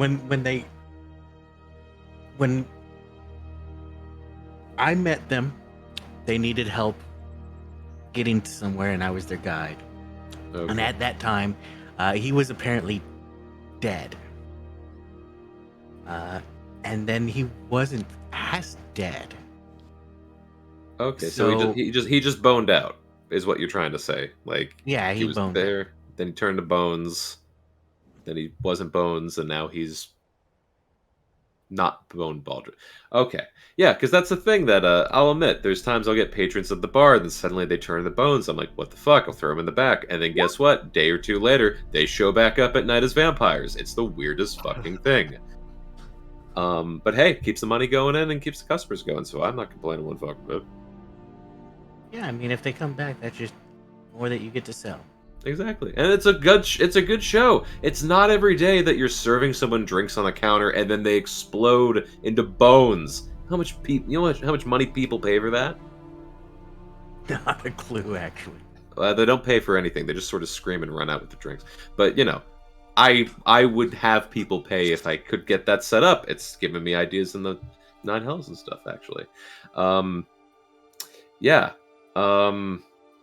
So this fort thing, when are you guys going back to that? Is this like the next thing you're doing, or? As far as I know, they could be there right now. It's I wish I could try to expedite that. Funny enough, I can't get you there, but I could get you to the Nine Hells if you want to hang out there for a day. Your stories from the Nine Hells, they're very compelling. Mm-hmm. I'm sorry about told you about the one with the imps and But there are things that I need to complete here before I go elsewhere. All right. Be a killjoy. It's okay. Do you mind if I just leave you here while I attend to some things? I promise I'll be back by like midnight, and then we'll do the whole thing. Yeah, go ahead. Don't worry. I'll just... You know what? You looked really happy here with your drinks. I'm going to start ordering some of my own. Yeah, thank you. And thank you for covering my tab, by the way. Peace! And then he bamps out. Back to the swamp or the lake. You see a single claw dip in the water. Okay. It's definitely water. Does the water look clear or murky? It is, it's surprisingly, it's actually quite clear. And as you kind of look in, at least for what you can see, you do notice edged, it's quite clear from the top, but it does get a little bit murky. That's a good question. It does get a bit murky towards the bottom, as it's some of like the rock salt or just, gravel that's been kicked up. But yeah, for even at the top bits, you do notice a bit of algae and also coral bits. it's strange to see the sea in the middle of the woods. Do the waves look like the ocean too, like tiny white caps? And There's a light pulse of energy, but yes, it is like tiny white caps. Kess is gonna look back at the group. How's Balasar and Betya looking? Just kind of content, like going along to everything. I will hop off of Wanye's back. Can I sense any magic from this lake? Like I did from either Helna's oasis or the oasis we found in the forests, like way southeast of here. Of course, southeast of here. The one that just like gave us a random magical effect when we swam in it. Oh, gotcha. Yes, make an Arcana check, please. Oop. I will guidance.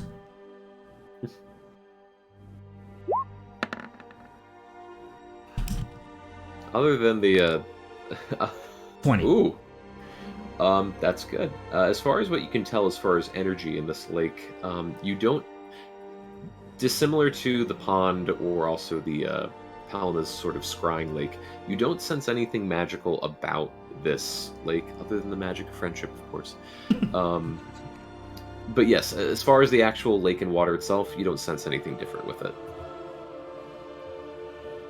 This is a damn beautiful sight. It ain't magical. I don't feel anything coming from the lake itself. I was wondering if it might do that thing the swamp did to you earlier. It might if we go deep enough. Kess just immediately wades in, and you see him like a snake, somewhat, start to swim through like an S. Well, better do this now.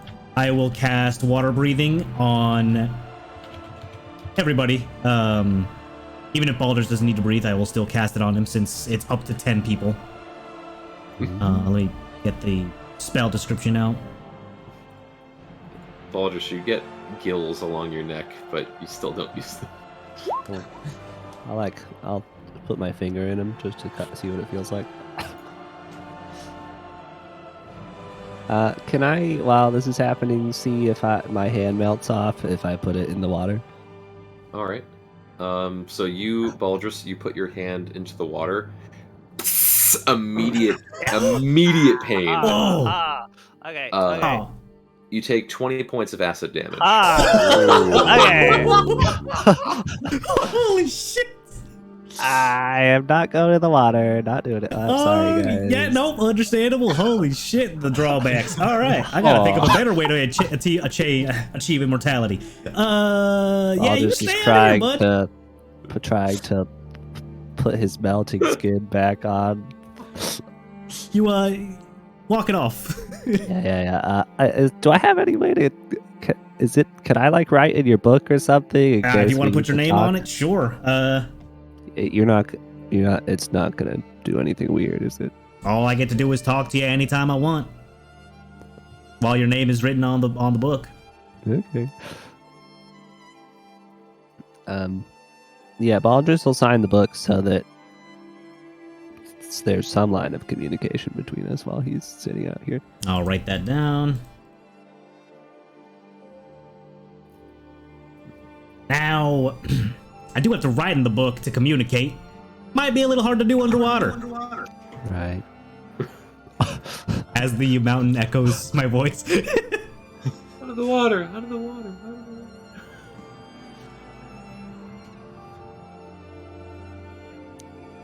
All right. Well, what would you guys like to Feel do? free to grab If on. anything. Good luck.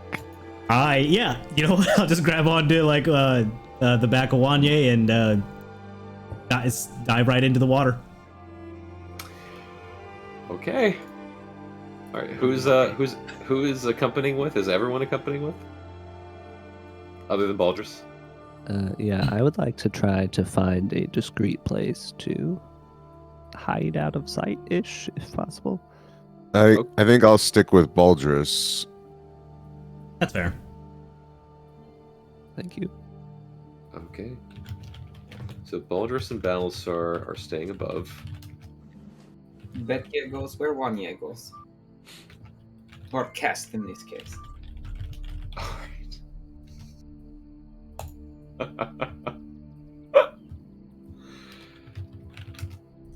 Let me double check real quick. I need to double check something. I need to roll a dice real quick. Hold on. I need to Yeah, fucking kill officially- this party. We split the party not once, but 3 ways. 3 ways. Well, at least the Syrah's safe. Do I want She didn't. Yeah. She didn't go to the 9 hells, you know. I was about to say at least one of us is still at a safe spot. Maybe the guards are kind of alert because the dragon. I don't know. I like that. That's a lot nice. I can't believe we just woke up the ancient water dragon that was always living in Siren Lake. I'm also It's not good Still when the kinda DM wanted- wheezes with laughter. Please. Or crying. Well, the last time this happened, I got 10,000 platinum. Oh, okay. Oh, that's either really good or really bad. Really bad, yeah. Money starts falling from the We sky. found the dragon horde. Oh, look, Balasar, it's the deed to Fort Worth right in front of us.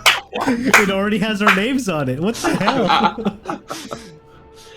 All right, so you guys on the back of an adult red dragon begin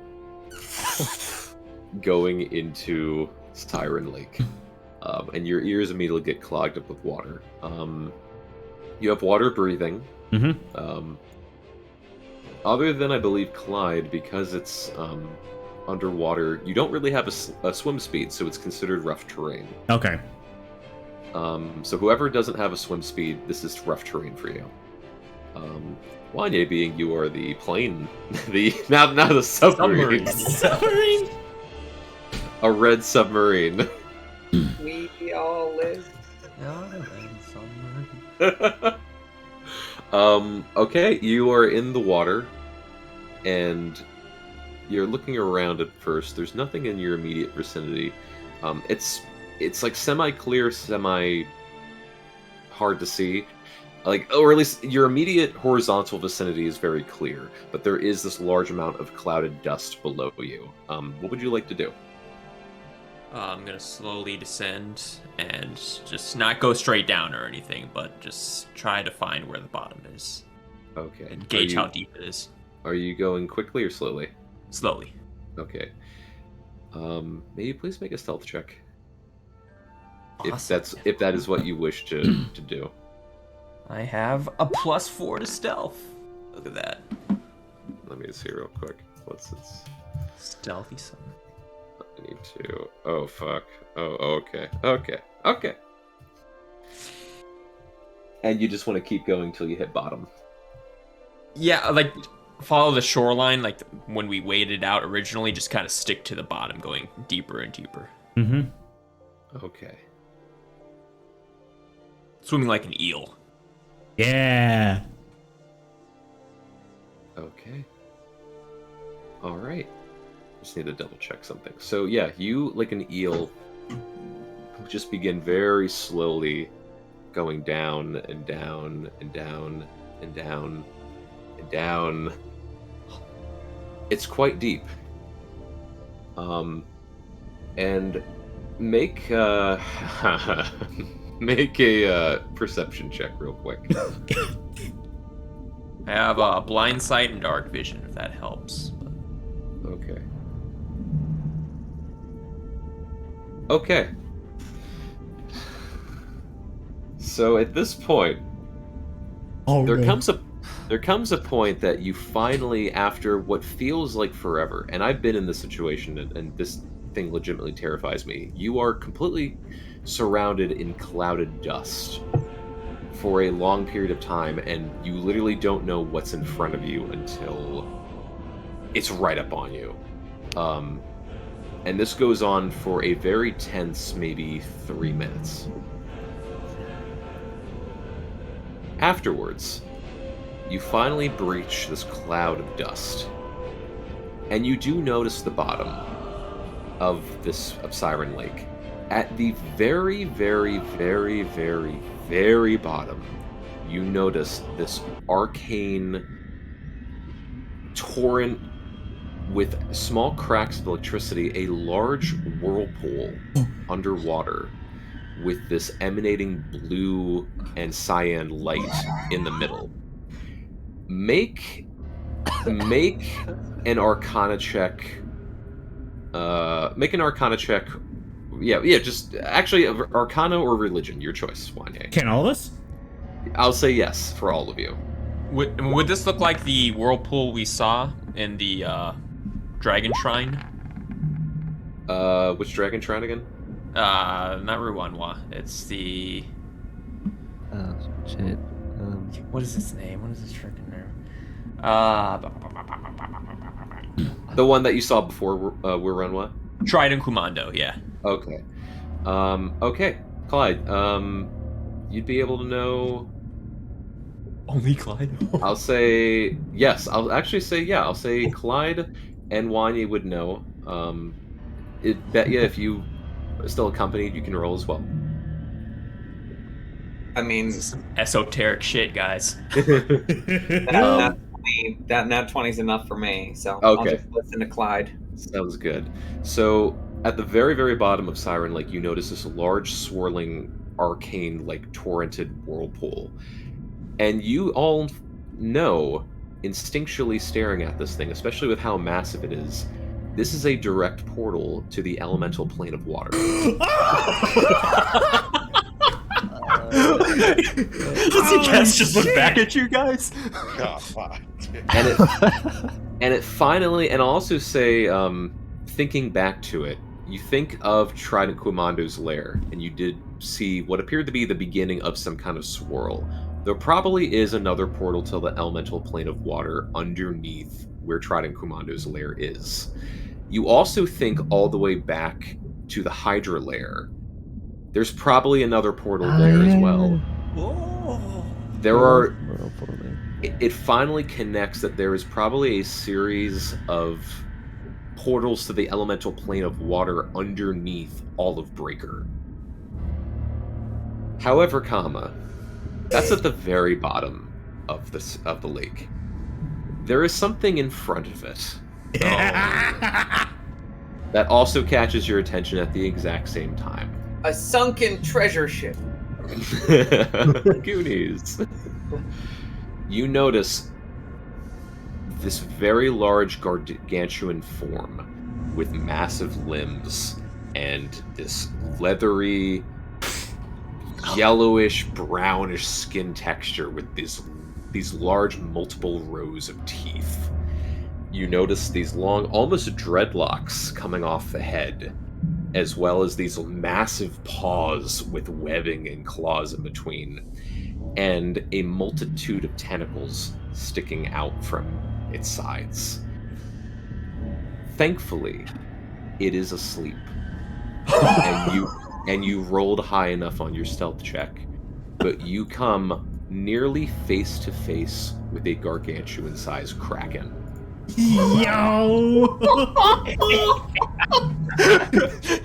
For the first time, you see fear on Kest's eyes looking back at you guys. It's just yellow orbs. You guys both receive a message. That's not it, right? Awakened mind. This is something we come back to later. You see, you hear Wanye's voice, not Kest's, and you just hear him like, yeah, good idea. And I want to back it up. Slowly, like a seal, just gonna go the way we came and follow the silty path. Keeping an eye out if there is a totem somewhere. But how deep do you think it would be if we wanted to go to the Kraken and portal? The portal is maybe around 300 feet deep from what your current position. The Kraken is within like 40 feet. Oh my fucking god.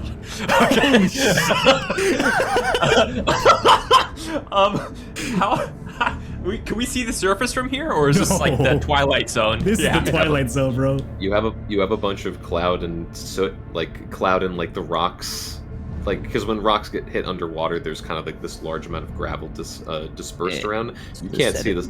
You know where up is, but you cannot see the surface. Just keep swimming, and we're just gonna keep swimming the way we came from. This is awesome. I need you to make a stealth check.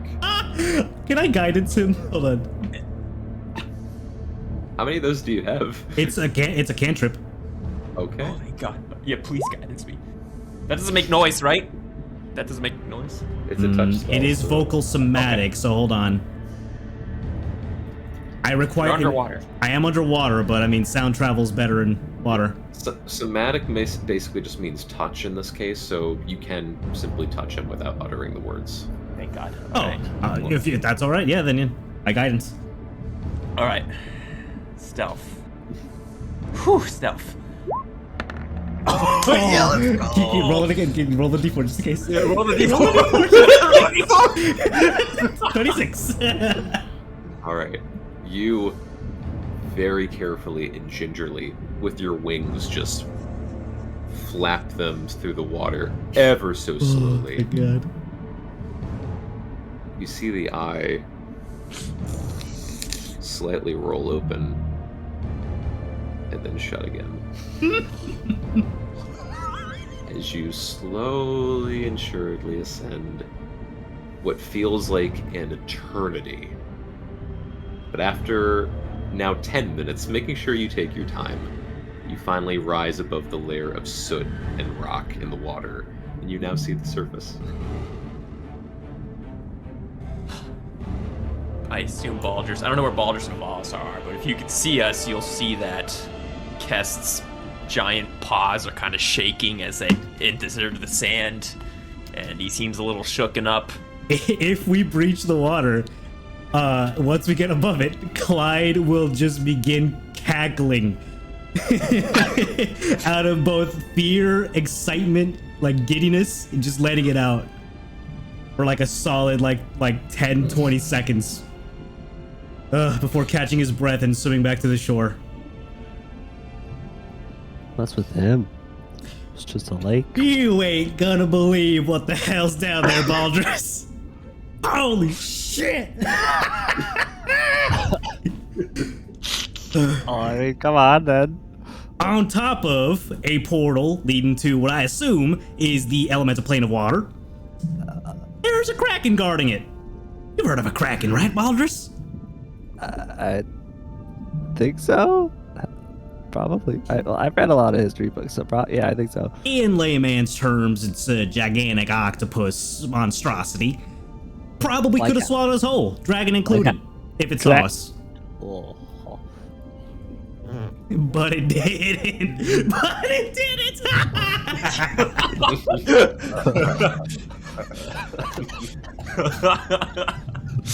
Anyway, I don't think there's a shrine down there, or totem, or whatever.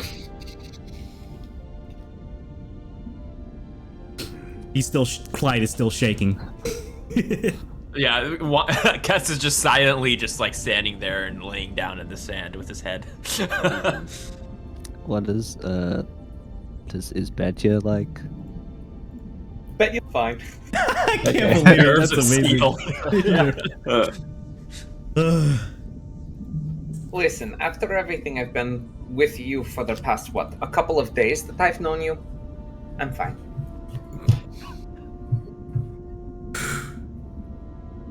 All right. And we're going to take a small break. All right. Okay. Man.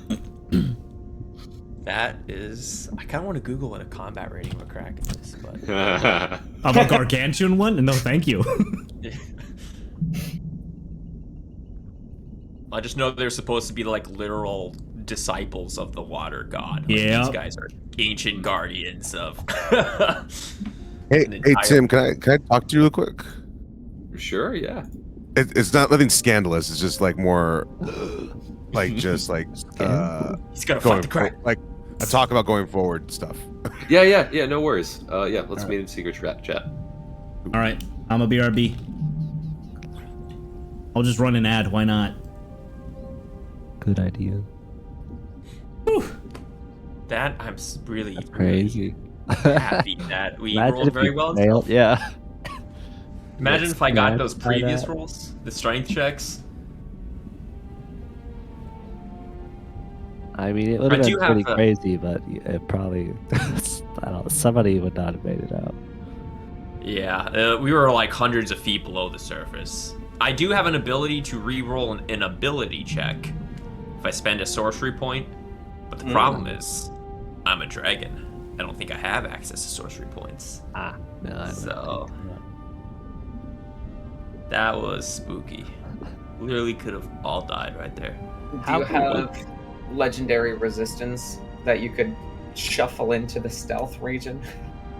I don't think I have any legendary resistances as a young red dragon because I have a stat block of young red dragon, not a Oh, that's right. Didn't you get one from something though? Wanye did, but I'm Kess now. I have technically 2 legendary resistances as Wanye. What are those from? I The don't tower, I came in second place. Oh. Well, wouldn't that apply to like your very being? Like I get sorcerer yeah. stuff only working while you're a sorcerer, but I think it's also in a saving throw, not an ability check, so the fucking thing Right. would have to like strangle us. I mean, if you failed the check, it probably would have. Yeah, I think that's the single most powerful creature we've seen this entire time.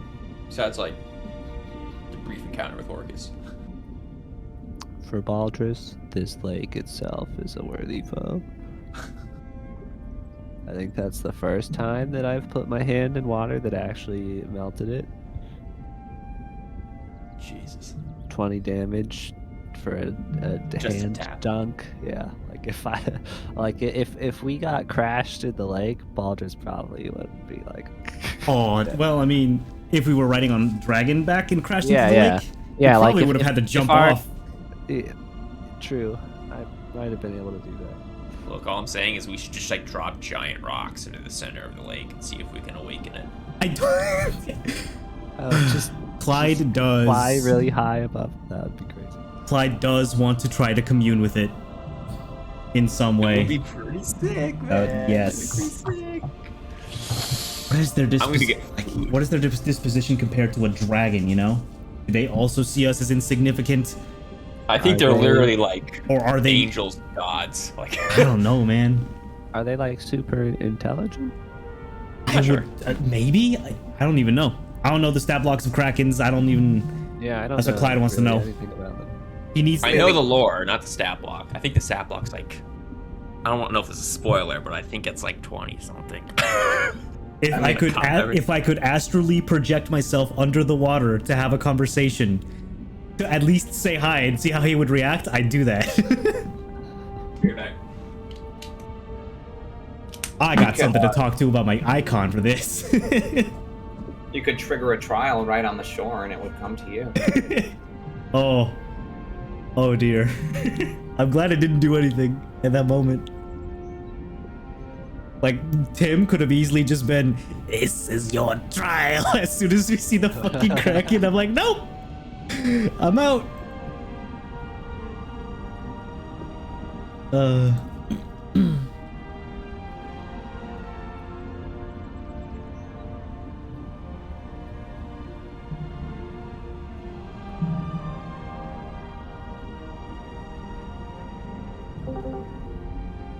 Welcome back.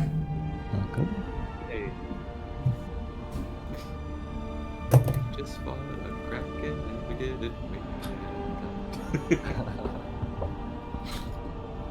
Now, are you willing to say what you rolled for, if whether or not it was asleep or even there in the first place? It's I rolled for a couple of things. So yes, long ago, one of the things on a D100 chart that could be here when you guys first showed up was a kraken, and this was a long time ago. But I did make a plan that at some point in the campaign, the kraken would take at least partial residence in Siren Lake. Like there was a cutoff point where no matter what, it will be the kraken. Okay. So I rolled first to see if it was there, and then I rolled to see whether or not it was awake.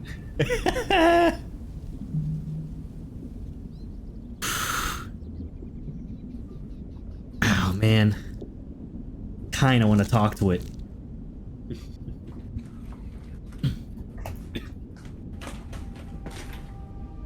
I could scry. It could fuck me up potentially. It could. They are classified as titans. So be Yeah. careful. Yeah. How do you approach a titan with like having it like you gotta get shit on a good day. You gotta get them in a good mood, you know? Waking it up is not a good idea. You can't just, yeah, you can't, maybe not advised to trick or treat at the Kraken's door. Yep.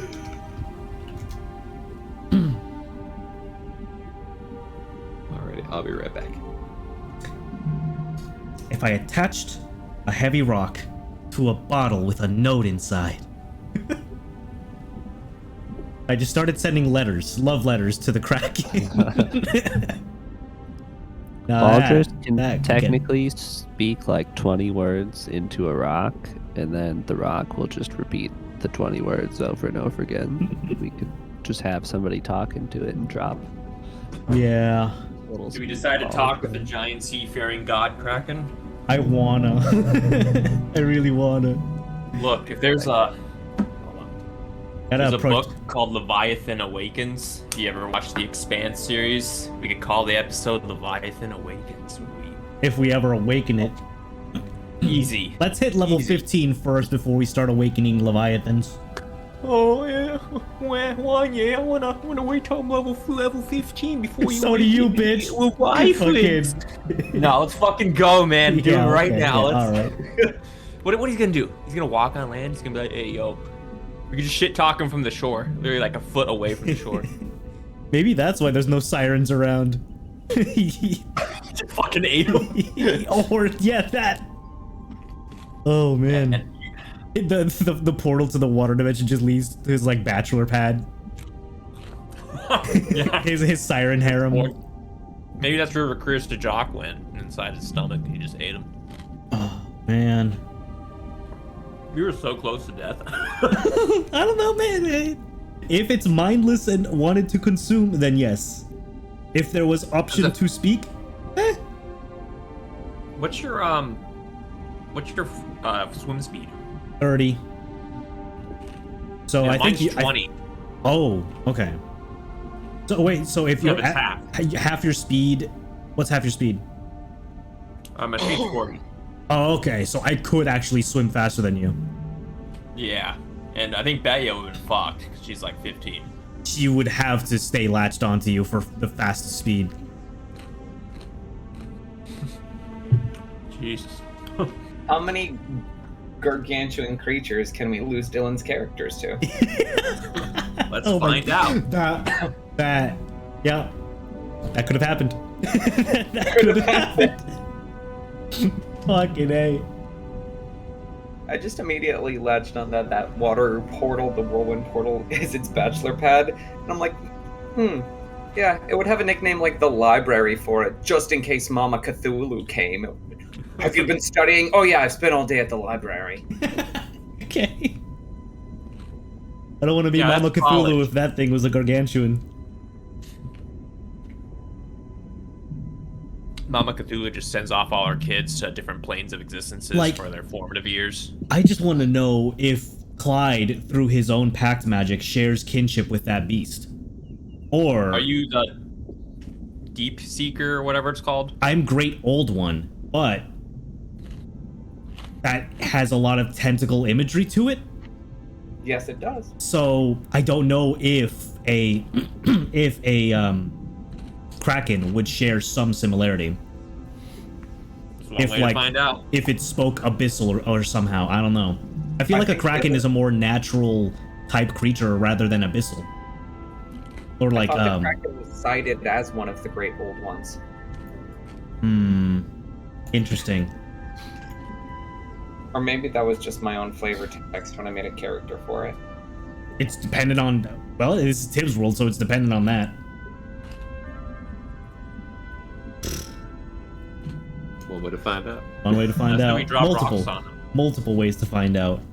We have to ask we Papa put- Tim about Mama Kraken. We are putting a pin on this lake. All right, the biggest pin. No need to pin it. Let's do it right now. No, we're not doing that right now. Please, Wanya. I just want a fort.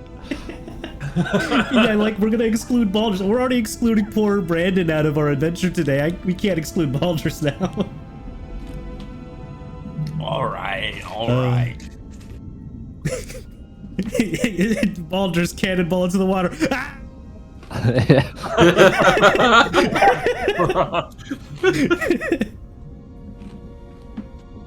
Think about it this way: if we get the fort, we'll have a nice base of operations very close by, where we can safely plan. Yes.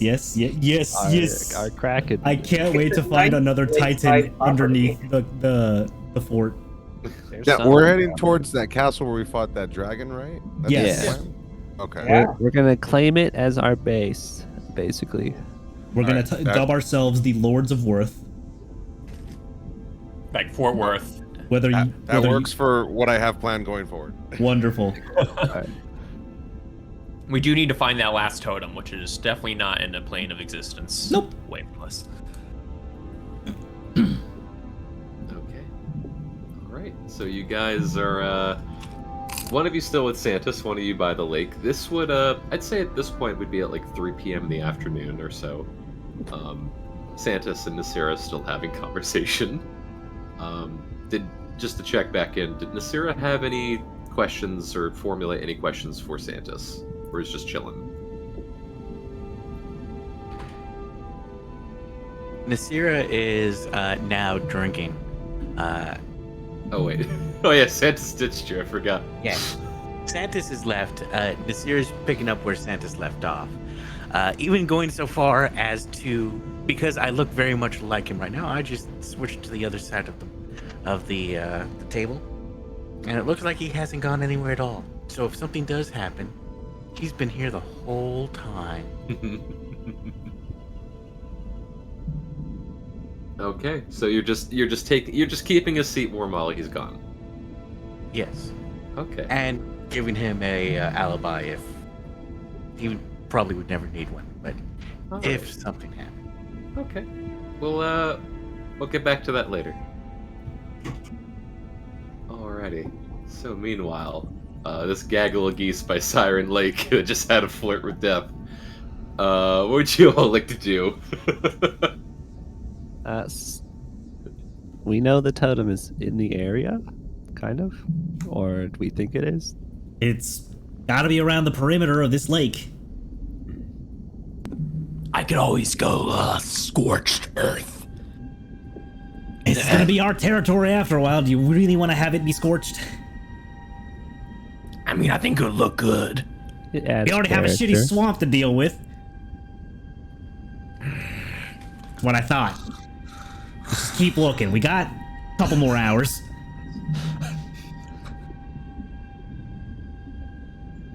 Kess lowers his wing for you guys to step on.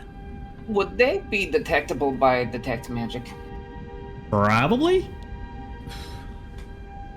So if we have person who has detect magic, we fly around the lake and see if it's anywhere near perimeter.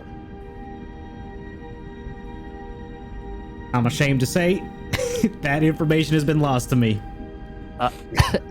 What do you mean, Clyde? You've been able to do that for like our entire journey.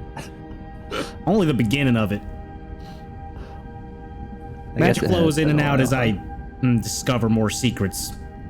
Can't have all of it. Well, it's a good thing I can detect magic. There we go. Yo. What is the range on this detect magic? Not as great as it should be, so it might have to be thing I dangle from claws.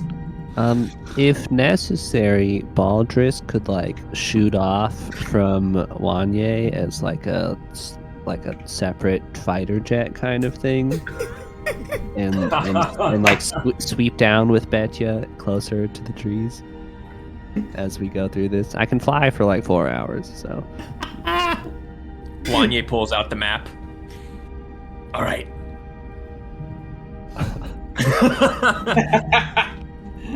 If you take Betya to Duggar's Hill, I will intercept at a trajectory going northwest, and we'll meet up near Corinne. Huh? Northwest. Fuck east. Okay, east, that's what I thought. East. Don't worry, I'll help you out. Look, you kind of need the brains of the operation. I'm not very good at navigation. I'll stay with Wanye here. How far of a distance is Kryn from this lake?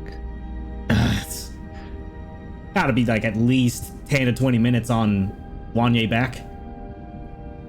And how fast does Wanye fly? Oh, you saw Related how fast he got airspeed from velocity. retreat all the way to here. 17 miles per hour. For you, you'd probably take the rest of the day to get to Kryn from here. I don't know if I can fly that long. Is the thing. I Let's meet meant back- more like Meet kind back of at the lake, like, or if Like anything, scout. Yeah, like if we got into an area like Wanye could circle around and Baldrus could take Vedja closer down. And, Yep. I mean, I could just ride to you if we find something. You see Kest open his fighter bay pods, and he opens his claws for Baldrus to get in one, and Betya in the other. This is like a hangar bay. Maybe you should just hold on to Aldous for now. Yeah, probably. It's gonna clamp around you guys like a roller coaster seatbelt, you know? Like the manta. Yes. All right, Alisar, you hopping on? Yeah. I get on. All right. All right, so you're just doing another sweep through the woods and using detect magic to sense from above. Yeah. Yeah, if Betya detects something, then they'll take the fighter pilot or the scout wing and try to locate it. Okay. Betya, what is your detect magic range? 30 feet. Damn. Okay. Is why we need to go fast and be mathematical about it. Okay. Most of the trees here are above 30 feet.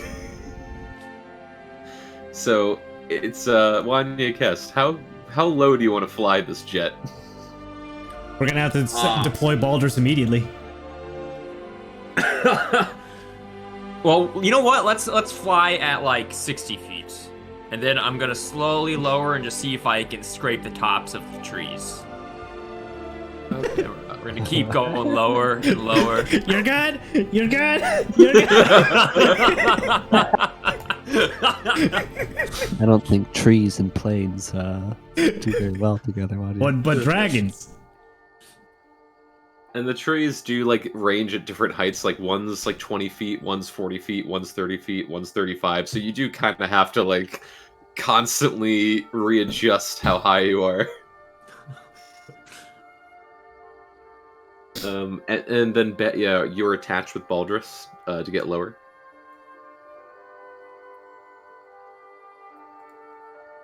See? They're in my claws right now. Both of them are in each one of my claws. Okay, so I'll say from this height, scraping over the woods, there's a moment where northeast of the lake, like almost directly northeast of the lake, you have to scan through the woods and you do multiple routes. But there is one moment for just a flash of a second, burp, it goes off. Felt it. Directly from below you. Immediately as Betis has felt it, you see my claws just unlatch and let them fall. Baldrus, grab her. I assume I'm holding on. Yeah, I would hope. It's like a skydiver harness kind of thing. It's just like it turns into like one of those Iron Man suit kind of transformation things. Yeah. I mean, that's basically what I have. Yeah. So it's a vampire latching on top of you. All right. Well, eventually, yes. So eventually, the Betya is deployed by the Kest jet. Yeah. Baldrus's helmet closes down as the claws release and starts cruising. How long does that take us, Tin, so I can use the appropriate spell slots? To first find this place or so? Yes. I'll honestly, probably at least an hour. Like at the end of an hour, you finally got that blip. Okay. That is a lot of magic for today. That is. 6 And spell we can slots. just sleep in this terrifying swamp and pick up tomorrow. Problem is, a sleep is a short rest. Unless we break all of them. So as long as this last python or pillar or can't remember the word. As long as this last one remains short rest take as long as long rest, so 8 hours, and long rest take a week. Ah. Yep.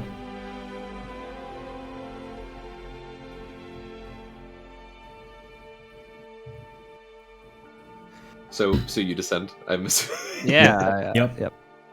We're going Alright. towards the blip. All right, so Baldrus and Betya, you both are on the ground. When you get to the ground, and sunset is upon you guys within the next hour or two. It's probably around the same time as what's on screen, if that's more towards the afternoon. And it's weird seeing this forest in like a somewhat orange glow, because the last time you guys were here, there was a giant ink cloud over everything. You guys touch the ground, and there's no pyre here. There's no statue from what you can immediately tell. Betya, make just one survival check as you're walking around with the tech magic. Mm-hmm. Okay, easy. So you calculate the direction that Wanya was flying as you were dropped and follow that trail. Takes maybe a few minutes, but you eventually get to a point where boop, boop, boop, boop, boop, boop, your detect magic starts flying off the handle, and you sense something below you, beneath the earth. I wait until I'm assuming that Kest is zooming above us and trying to make himself available. So once I am able to sense him, I'll send him a message spell to not necessarily say anything, but ping the location for him to be able to zone in on us. The radar bling pips on my sonar, and you see Kest, his massive, tiny form way above you guys gets bigger, and bigger, and he's gonna just slightly land right on the blip. Dust settles. All right. If you hit any trees on the way down, a siren does go off temporarily. But yes, you make touchdown gently and caress the earth. And yes, you all are in the middle of the forest, and as far as you can tell, it's underneath you. It's just, there's probably some tunnel or entrance or cave nearby to get underground. I knew it. Only 30 feet deep? That's gonna be hell to dig through. You see Kest kind of crack his neck, and his claws are just trying to maw at the hardened clay beneath him, and he's gonna start digging. Okay.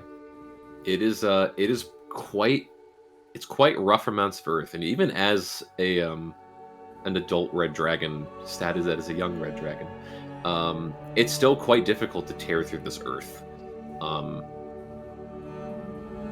And it's you make some progress. You at least get a solid 5 or so feet deep. But the terrain, you hit hard rock, and it just gets more difficult and more difficult to dig down. Seems like our excavation process is showing futile.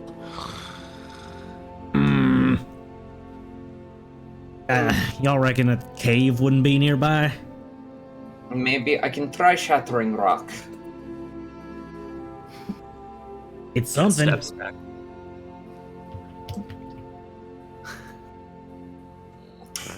If I take a smaller rock and hit this rock, can I tell how dense it is? Yeah, I'll say make a probably easy survival check, or actually probably just okay. It works. As far as you can tell, hitting the rock and stone against each other, this is quite thick material. It just gets more dense the farther down you go. I feel like eventually we'd cause a cave in. Right? Possibly. And is that going to be enough to destroy Totem? Well, if we hear the screaming or the weird magic pulse, then yeah. And at this moment, Betya, you still with the tail end of your detect magic still feeling this thing. As you step down and get closer, into the trenches, into the hole that you guys have dug, your sense of this magical source gets bigger, as you would assume, because it's a large pyre of sorts. And then it slightly starts moving. Oh. It only moves maybe like 5 feet in kind of a random direction, but it does in fact move.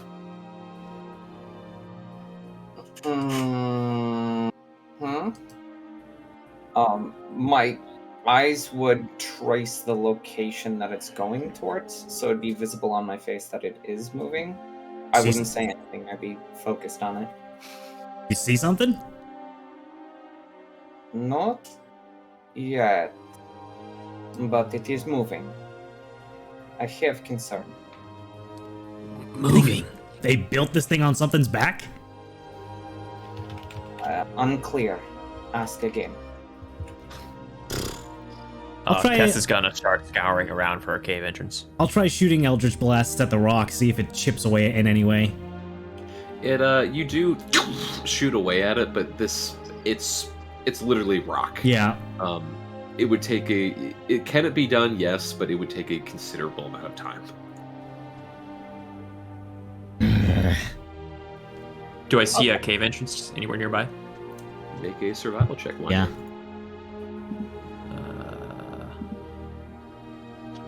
Survival. Yeah. Awesome. As far as you can tell, and part of it's difficult just because of your large form trying to look through the trees, you do not find a cave entrance, but you assume that there is probably one nearby. Can I smell anything that would get us on the right track? Good question. Make a perception check.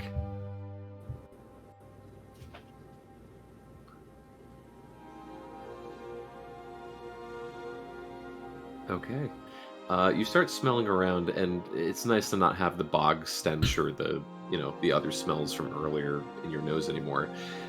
From what you can tell as far as smell, you smell a lot of the cedar wood that's around you. It's actually quite a strong odor. But yes, you do smell a strong amount of cedar in the area. Baldrus, I don't suppose you could craft us a pickaxe or a pickaxe or a big pickaxe. I'm gonna try something I ain't used in a while. He'll like polish up the ring of the ram that he hasn't seen in quite some time. Stand back, and he'll like aim his hand directly downward at the hole. I will try to expend 3 charges of the ring of the ram to break an object, making a strength check. The ring makes a strength check with 5+ bonus per charge. Okay, sure. So strength check plus 15.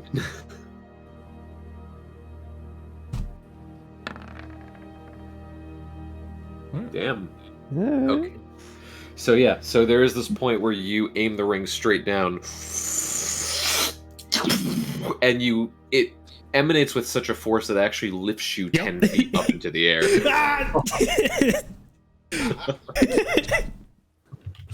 Let me actually look up.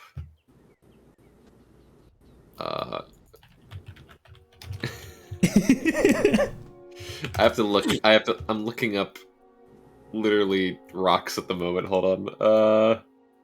If a spectral ram charged really hard into the rocks, and no one was around to hear it, do the rocks break? So these would be sedimentary rocks, by the way, not volcanic. Unless. Okay. You know what? Roll. I'm gonna roll for. It's the dumbest thing I've said all day. I'm going to roll for the rock's health.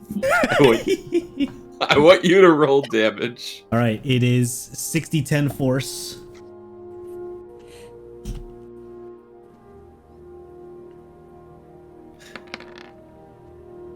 Hey, above average. That's why I love D&D. Okay. All right. So hold on. Roll for rock. So the DC of the rock is 17, by the way. Oh, okay.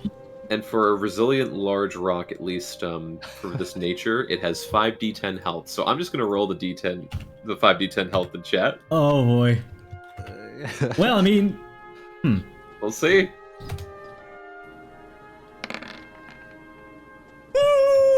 Okay. You have killed the rock. What the hell?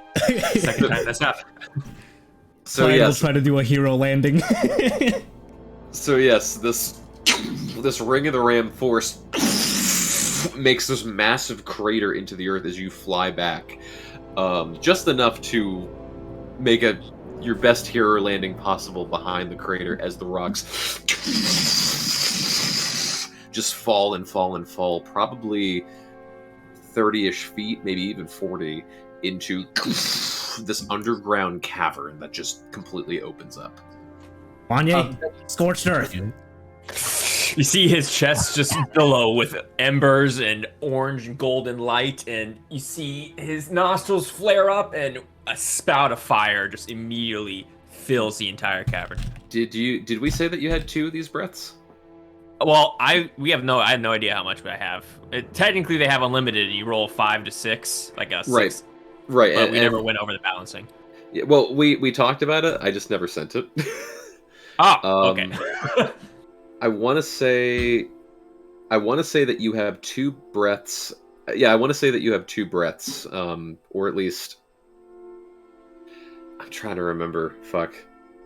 Proficiency bonus or? Yeah, I wrote down the notes. I'll admit this. I'm so behind giving you all stat changes or nerfs or buffs and stuff. I'm so behind.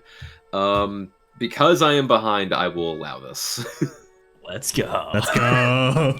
And I will allow it this time because Oh, that's some good damage, brother.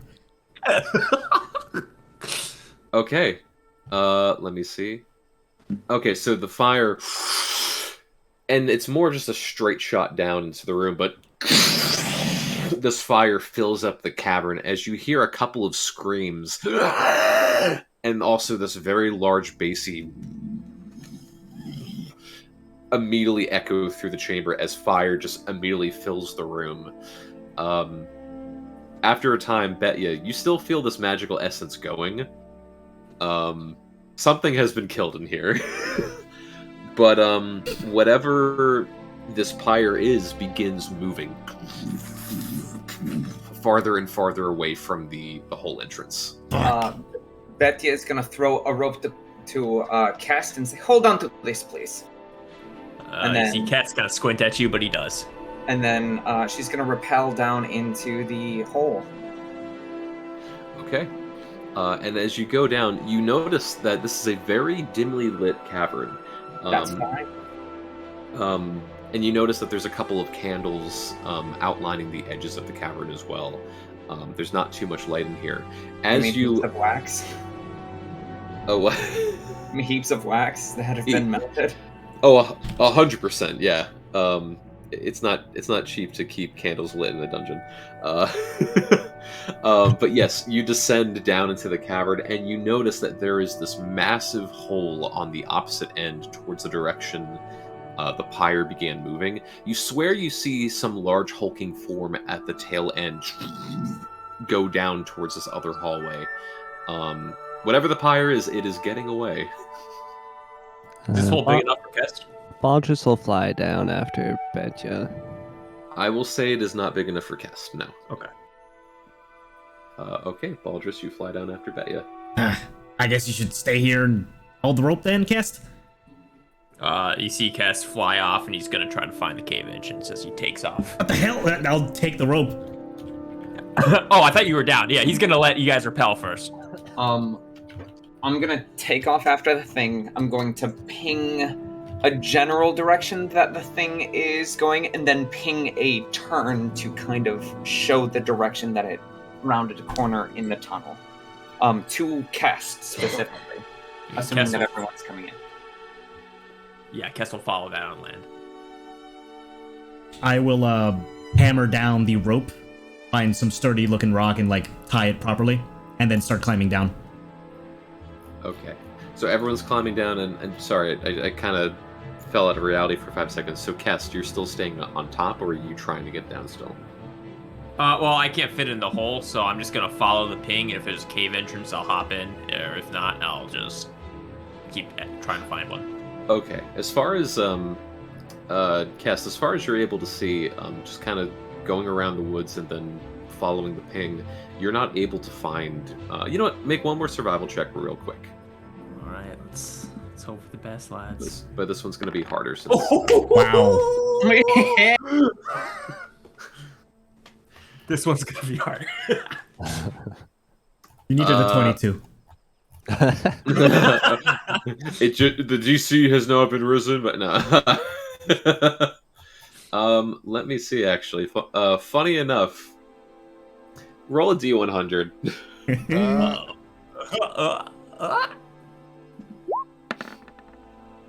The best. Is that the worst roll you could get? Okay. Well, it's not like you're gonna explode or anything. Yeah. Yeah, as far as you're able to tell, you look around the woods. You look around the woods and you don't see any cave entrance. You don't see any sort of, environmental entrance, which does throw you off for a loop. And then you think, wait a minute. It's probably a secret entrance. And you start looking at some of the rocks, you look at some of the trees. One of these things in the environment is a false piece of environment. But you're not sure what, but you know for a fact that it's a non-natural entrance in order to get into the cave. Do I have fire breath? I will say no for that. Okay. I know for a fact no more than 2. Then while they're in the cave, I'm just gonna start tearing shit up, like tearing down trees, scratching rock. Okay. And to everyone descending, you just hear this massive upper earthquake going on as Kest the dragon just begins tearing through the forest. I swear if he caves us in.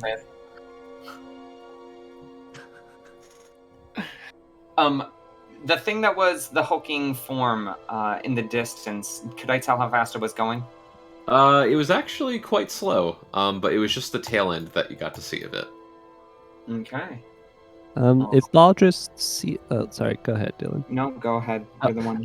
If Baldrus sees Spatio running in a certain direction, he will try to dash ahead and run intercept on whatever this thing is. And I follow after.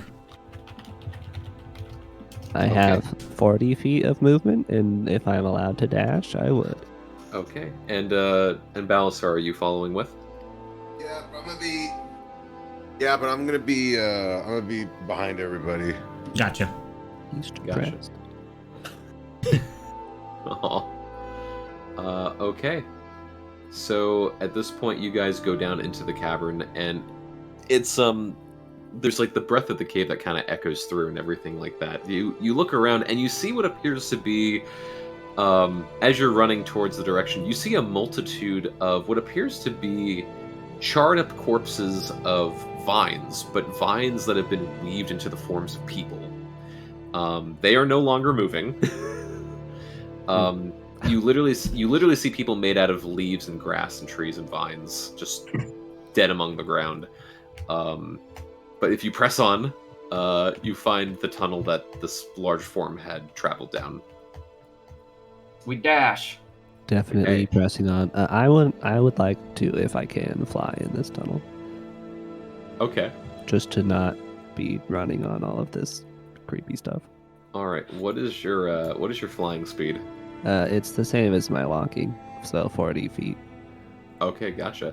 Okay, so you jet on ahead and start underground flying through the caves.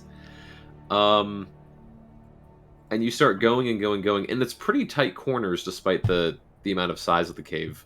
But you finally get yourself into a room where you see before you a couple of things. You see what appears to be some like a large seance chamber, and you see blood smeared across the wall as well as some candles and some runes manually painted as well. You see what appears to be a multitude of cult followers, all with weird distorted faces and kind of like animals glowing reflective eyes in the dark. Some of them have weird pieces of fungus or plants literally a part of their body, as if, you know, they're more humanoid in nature, but still having like some sort of like nature-esque element to it. And in the center of the room, you notice what appears to be an old memory. You see a large shambling mound. This very large, grassy, viney behemoth of a creature. It is slightly bigger than the one you fought last time. Instead of more of that bright, vibrant green, it is more of the swampy texture with this like dark, bluish, purplish, blackish vine nature, and also pieces of sludge all over it. And atop the back, you see what appears to be this large pyre stapled and growing out of its back, and this large humanoid form frozen in time trapped inside of it. It almost seems like a prison for this thing. Whoa. But it is this large, massive form that sees you run to the room and bellow as everyone outside absolutely hears this now. This is the point we would roll initiative. Unfortunately, I do not have a battle map for this. So we might need to end the session here, actually, for today. That's fair. Yeah, no worries. But okay. So that's where it can go for the party. And then for Nasira in the tavern. At one point in the middle of the day, you're just chilling in the tavern and being Santis and occupying his identity as your own for a bit of time. At one point, you see someone in a hood peer around the corner. Santis?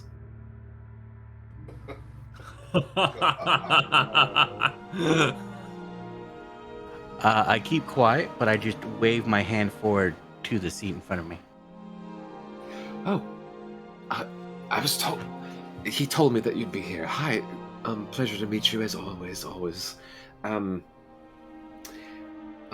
Mastar wishes to have a word with you if you have some time. Is this a good time? I shake my head no. Is that no that you don't mind, or no that you... Now, I have a question I need to ask on this, because I do have a plan that on a couple things. How much longer do we have on our potions? They last for 24 hours, so you probably have till like the morning of the next day. So you're still good. It's not midnight yet or either. You say good. No, for me this is bad. I had other plans. Oh, okay.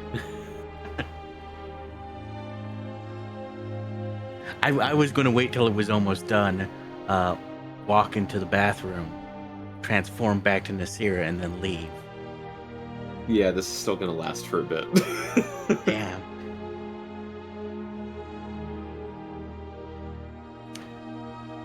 I'm going to give him a scowl.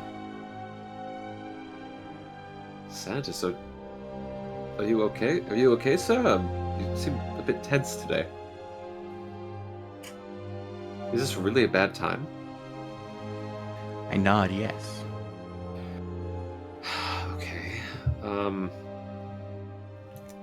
To be fair, the Master doesn't appreciate this sort of behavior. I mean, you've known him for a long time, of sorts. This is less of... He wants to see you really badly. It's about the trade. He has a business proposition with Breaker's Run, and quantities are low in the bazaar at the current moment. He's trying to cut a deal with you. You had spoken of this before, I believe?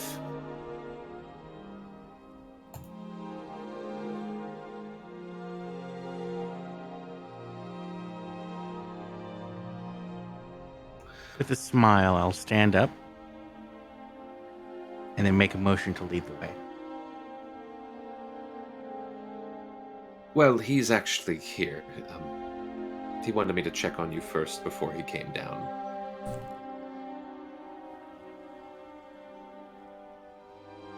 You know, if it's okay, if it's all right, just give me a quick moment. I'll let him know. You have a better business relation with him than I do, anyway. Anyway, just hold on. I'll be right back. And he runs out of the room. And then I'll sit back down. And we'll pick up on that next week. I need to know. The Master. Oh no. Oh, All right. amazing. Okay. Now that is the way to end the session. that is where we end the session. Yes. Holy shit, we did so much. Yeah, we almost died to a kraken. We almost died to a kraken. Mm-hmm. I almost got away scot-free. Yeah. Never easy being Nasira. Apparently not, even when I tried to make it so. Mm-hmm. I know this was more of a shorter session today, but I feel like this was more of an investigation session, and some of us are like figuring, like planning and stuff. So I think this was okay as a shorter session, if that's all right with you guys. Yeah. I had fun. No. Oh my god, it's only 3 o'clock. We need another 4 hours. Yeah, we usually go till like I agree with 5? that. Nasira heist. Oh, you can start the one shot right now. So funny enough, I went with some of my buddies who I consort with regarding like plans and stuff like that for DMing and things. They are all enlisting help to offer me information on how to run a D&D heist. So it is on the way. Awesome. Oh yeah. And we still need to play. If we're still good with it, we still need to play "You Feel Fine" at some point. Yes. Yeah. Okay. So what's gonna just to kind of think of some updates.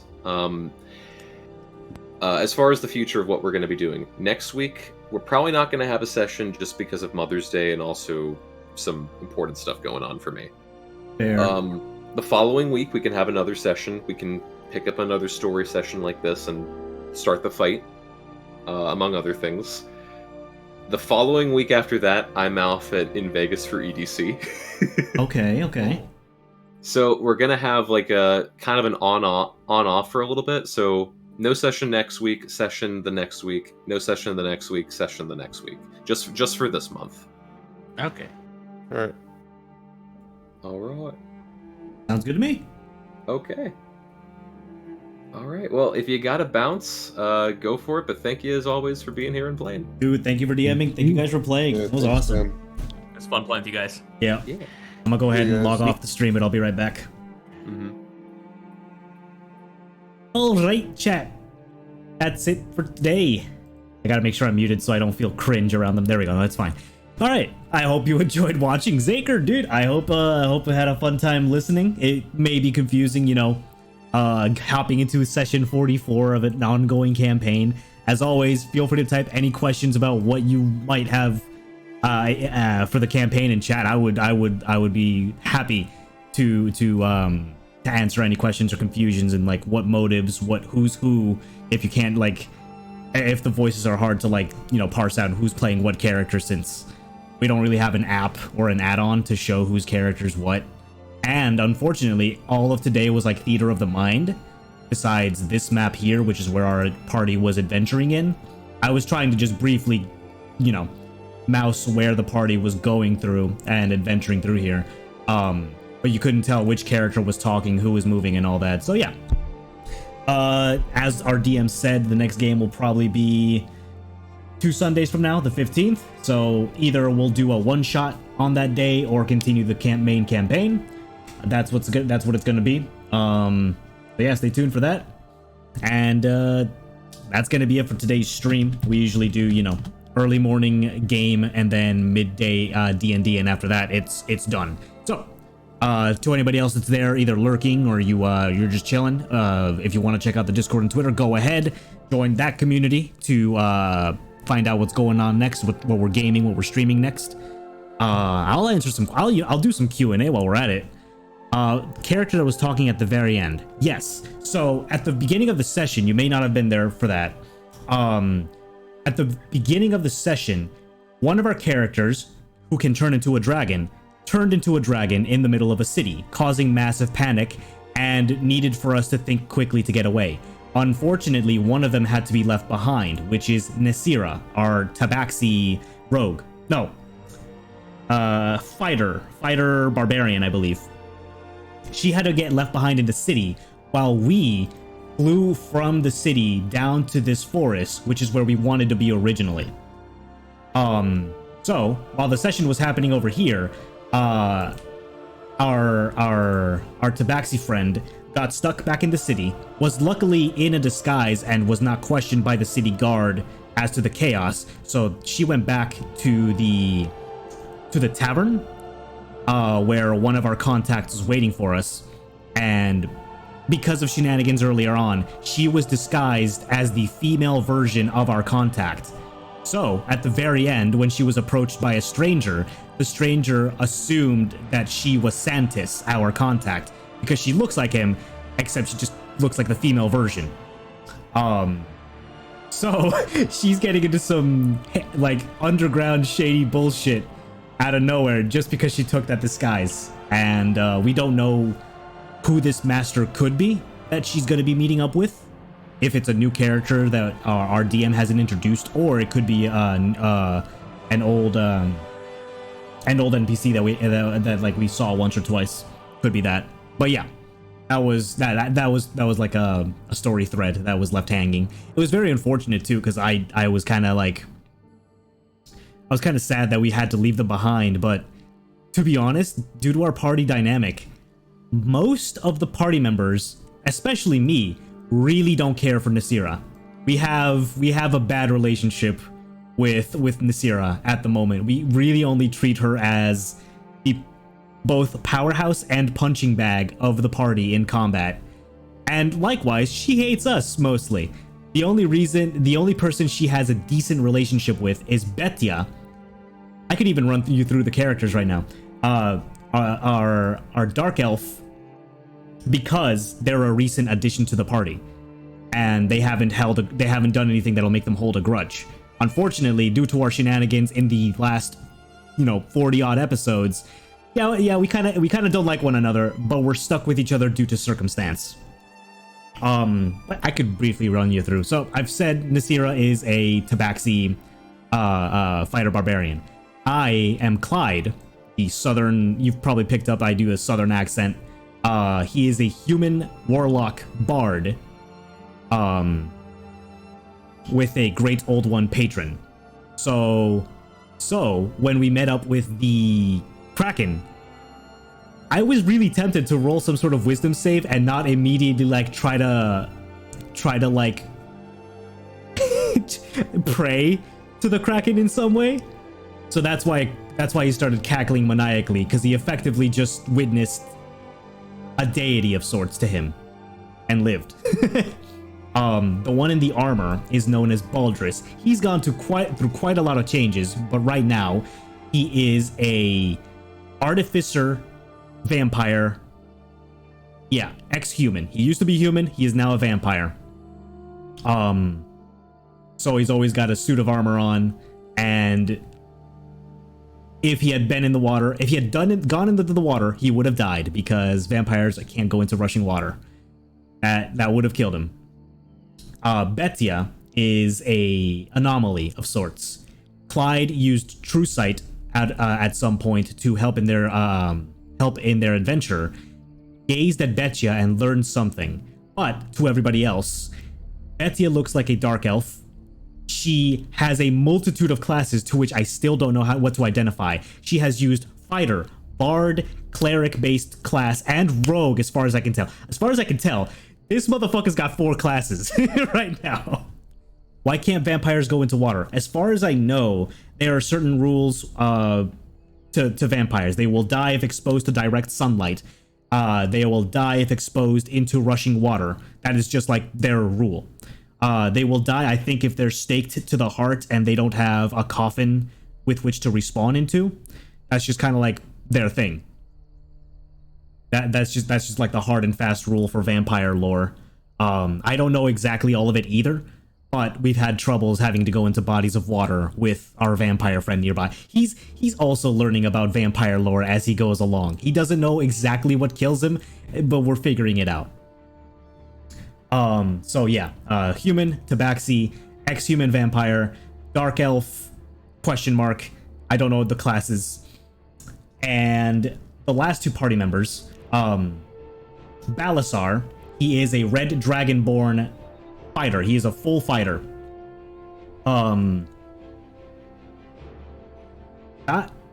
He's a very simple character, with like a harrowing past, whom we helped deal with in the last episode, which is why he was so depressed in this episode.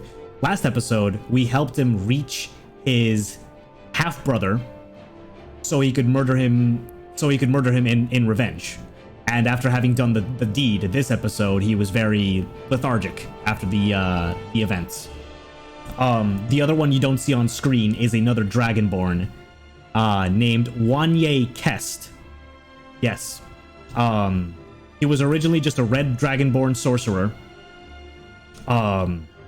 who came upon a very, very legendary relic that every night,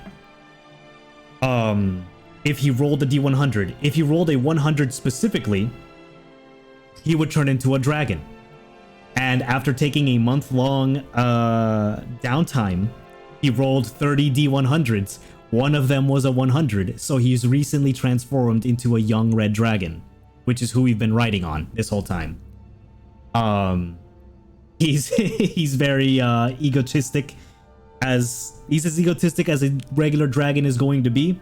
He has a great hatred for elves, being incredibly racist towards our new dark elf party member at the beginning, slowly warming up to them as they've proven themselves quite useful and endearing, and certainly haven't held any grudge against Wanye since, but, you know, he still holds his reservations about them.